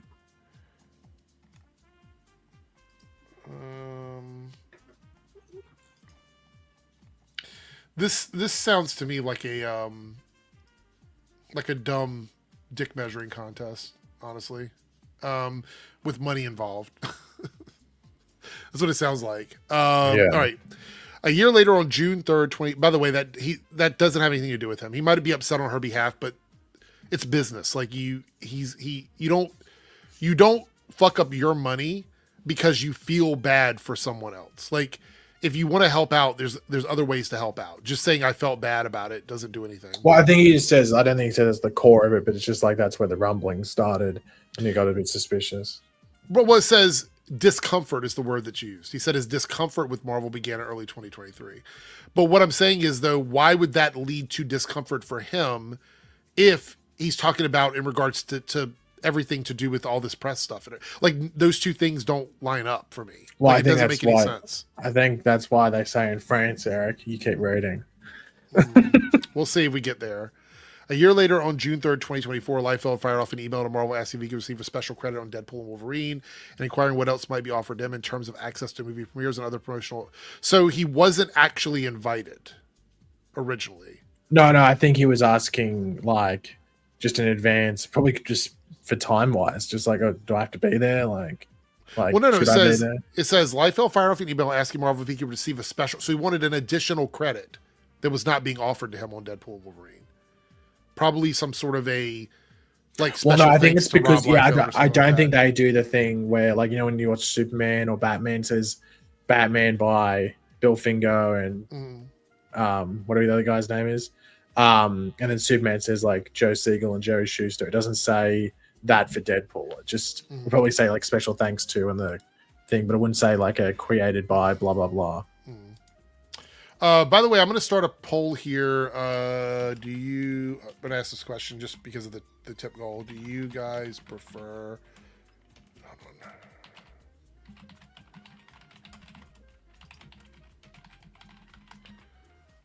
All right. So I'm only asking this question because I realize we still need 6 more super chats to hit the goal. And it's one of the first times that I've actually just picked the goal myself. So I want to know if the reason why people are not interested in the goal is because they're not selecting the answer on the poll or whatever the poll would be. So let me know if you guys prefer tip goals where you choose the reward or if you prefer me picking it. It's up to you guys. Just let me know. All right, let's continue here because we only have 10 minutes left on the goal and we've got 6 more. And at teal level, I'm not sure if we're going to hit it. I'd appreciate it if we did, but I'm not sure if we are. Okay. A year later, fired up Wolverine, blah, blah, blah. All right. Marvel generally credits comic creators at the end of the movie, but Liefeld wanted to be elevated to something more significant, citing the opening credits. Oh, that's crazy. No. Yeah. Where, and I think they do it for Batman as well. Yeah. But they don't do that for... But I don't think they do that for... But then again, Spider-Man, Stan Lee, so they're probably like, well, I think Stan Lee's gotten enough. Well, also, I don't think I've ever seen a Marvel movie other than the name Stan Lee where they thank somebody specifically at the beginning of the film. I can't think of one. So prominently listed Jerry Siegel and Joe Shuster. So he's saying that he wants something like the Superman movies where he gets thanked at the beginning of everything that has Deadpool in it. Is that what we're getting at here? Maybe. I think roughly just in regards to probably like the largest cinematic thing. I think I can understand where he's coming from because he sort of goes on there and says like Marvel's treatment of creators has never been their strength, which has been a thing that's been brought up throughout the entire MCU that like the creators don't really get paid a lot. Like was it the Winter Soldier creator got like nothing, and like the name Winter Soldier was literally in the title of the movie. And then obviously the character showing up and stuff like that. But I think there's a difference between Superman, who's been around since the 30s, Batman since the 30s, and then Deadpool, which was created in the 90s. Well, not only that, but no offense to Rob Liefeld, but Deadpool was a parody of it. He didn't make, first of all, one thing, the character was a parody of another character, and the version of Deadpool that everybody likes was not his version. No, someone else shaped what Deadpool is now. Right. Like, well, it was like pretty much the next person that took over, shaped Deadpool. So I believe he legally should get his money for creating the character and get the credit stuff like at the end of the movie. But the normal credits, right? I don't think he should get any sort of special credits for it. No, I agree with that. But I think he should get paid fairly along with all the other creators and stuff. And Marvel, once again, it's probably something that they tried to correct over time. But it's hard because also it's like, what is your thing worth? You're not the one that wrote the movie or directed the movie and this, that, and the other. But like, I think it also depends. Like, you could be someone that creates a character like Robert Liefeld, but as you said before, the version of Deadpool, other characters are showing up, Liefeld had nothing to do with. Right. So it's like about like, well, what is a certain thing worth? Whether it's the storyline that's used, or the specific character, or the version of the character. It says here that Marvel's treatment of creators has never been their strength. I'll agree with that. I think that's a fair statement. Without the worlds, the characters, and concepts that we create, in the specific case, the world of Deadpool, there are no. Well, to be fair, Rob, you didn't create the Deadpool that the movies are based on. Sorry, it's just the reality of it.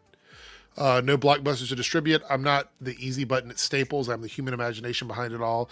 So what I don't understand here is he wasn't saying that he wasn't getting credited and he wasn't getting paid. Matter of fact, he says he's the richest. He had the richest deal among Marvel creators, I guess, with the Deadpool thing. So he was mad that they weren't going over, above and beyond. Yeah, like over what he was already getting to sort of kiss his ass. It's a little weird. Weird. Let's see. He asked if his request could be elevated to Feige or Disney CEO Bob Iger. Jesus. Comic book creators cannot continue to be relegated as afterthoughts. Well, where is the afterthought, though? Where's the after? Like, I don't think there's any question about whether or not he was involved in the creation of Deadpool. I think everybody that knows. I've never heard anybody dispute whether or not Rob Liefeld made Deadpool. Let's see here. It says, unless I reach out to address it, it will never manifest. Okay. Live your best life, I guess. Liefeld did not receive a response, but was told by the agents at Verve that the message was not received well inside Marvel. A day later, the tweet, "My reps were screamed at today. We are not Fox. Tell me about it." Also hung up on, he believes his tension stemmed from the email led him not to being invited to the Deadpool and Wolverine after party. Well, I mean, he's kind of being a dick. Sorry, you're kind of being a dick about. You're demanding these things that are just unreasonable. Yeah. All right. Liefeld, while in his 20s and the early 1990s, became a part of the rarefied group of million-dollar comic book creators. Over the years, he developed what the detractors call a hard-charging reputation and a habit of minimalizing the contributions of others who have worked on Deadpool.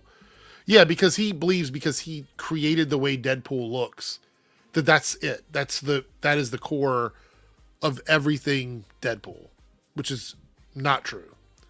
They often point to the off-cited 2016 New York Times article in which he downplayed the work of Fabian Nicieza. I can never pronounce it. Nicieza. I always get names wrong.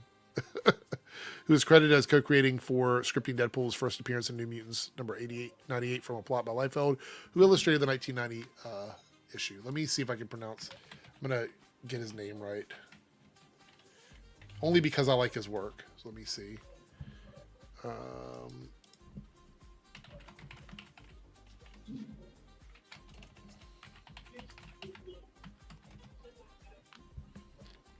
Let's see.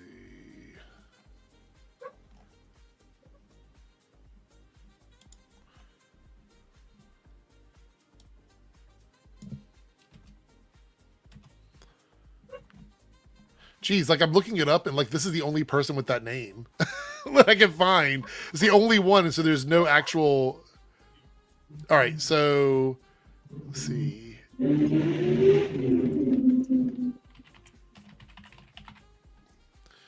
It says here, "Hey Fabian, got a question for you. How do you pronounce your last name? It's pronounced Kavich. What is it? That's got to be a joke, right?" So yeah, I guess nobody knows how to pronounce it unless they know. Nikicha, so probably like Nikicha or something like that. Maybe. All right, I got it wrong, but whatever. Let's see here. I don't want to read through the rest of this, but let me see. Ultimately, Liefeld and Nikicha were given the standard Deadpool credit created by the end of Deadpool Wolverine. Liefeld was also acknowledged in the movie itself, and a few living comic book creators have enjoyed the film's signature scene in which Deadpool and Wolverine battle a dozen of Deadpool's variants known as the Deadpool Corps. Takes place in front of a store called Liefeld's Just Feet. That's funny. He was also invited to visit the set on London. This sounds like a really big, like, I'm mad, like a tantrum almost. He goes here, Kevin Feige does not treat comic book creators well. That is my personal experience. So no, he doesn't treat you well, according to you. So you say personal experience, so you're just kind of broad stroking it there. Feige, however, is also known to publicly laud creators. He name checks creators at San Diego Comic-Con and often hobnobbing with creators on Marvel red carpet. So he also flew a number of creators on set of Fantastic Four Verse Steps in October. Held a New York City Comic-Con panel pairing the stars of Daredevil and comic book creators together. So that sounds good. I think it's more like at the end of the day, that's not money into the bank account where that's probably needed the most. Yeah. See the last statement here. You can't always share your hits. Sometimes you have to share your misses. This was a miss. It was important for me to do the podcast so people could hear my voice. You didn't hear anyone who was angry at times. It was hard to hide how sad I was. Look, when it comes to people who are extremely rich and they have a dick measuring contest or some sort of like unreasonable request, I don't feel sorry for them. I'm sorry. I just don't. RL Morales says, Nice E Asia. Okay. I'll probably never have to say his name again, so I'll try and remember that next time. It sounds to me like he wanted certain things and he wasn't going to get them. And so it is what it is. Anyway, let's see here. Paige, you got to head out in a minute anyway, right? Yeah, just a couple minutes. Okay. All right, so let me end the poll because we have less than a minute left with not even half of our goal for the night, which does bring a tear to my eye. We've hit the goal every week or every stream until now, so that's a little sad. Let's see what it says though here. Did it not pop up? Hold on. Let's see. There it goes. So yes, you guys prefer selecting the goal rewards, so we will keep that in mind on the next stream. We only had 6 votes though, so that means that not everybody. We had 70 people in here and only 6 people voted. Anyway, but I do appreciate you guys contributing. Fetman says we're smurfed out this week, guys. Sad, yeah. Mike here says comic artists are known to rehash costume designs they made before their later characters, but it does frustrate them when a different artist takes their design for a character they did not make. I also think we're in a unique situation where artists and creators are still around when other people are changing their characters, right? Instead of something that was made in like the 1930s. It's not like Jerry Siegel and stuff are like, is it Jerry Siegel? No. Yeah, Jerry Siegel. And, it's not like Joe he's Shuster, yeah. Yeah, it's not like he's sitting here looking at what someone did, Superman Lois's suit or something like that, or Right. whatever it is, or like the absolute Superman suit and going, like they're not around for that. So, and things have to evolve and stuff like that. But also, like, you can have a really good concept for a character, but you don't know how to flesh it out. You could say, oh, it's like you could have the concept for Batman. Well, that's the whole thing. That's the whole thing with what Bob Kane had the really good like idea, like a name Batman. But then Bill Finger came up with everything else, and it took all those years and years and years down the line for him to finally get that credit. But even by then, other people had transformed the character and revolutionized the character into what he is today. Thanks, Mike. I appreciate it. Or Michael. I don't know if you go by Mike, so I don't want to call you Mike or whatever. You're canceled. It's Michael. I know, absolutely. Thanks everybody for being here. Thanks for everybody that watched. Sorry about the ad situation. I'll try and fix that next time. I don't really know why that was happening. We want more ads. Yeah, I don't know. Yes. What is it? Aggressive ads. Can you imagine how that would be? That would be crazy. Thanks everybody that hung out. Everybody that super chatted and contributed to the goal. Do not worry. It will not be in vain. I'm going to fix that on Monday, so we'll figure it all out. But yeah, I hope everybody has a great weekend, and we'll see everybody next time. Take care.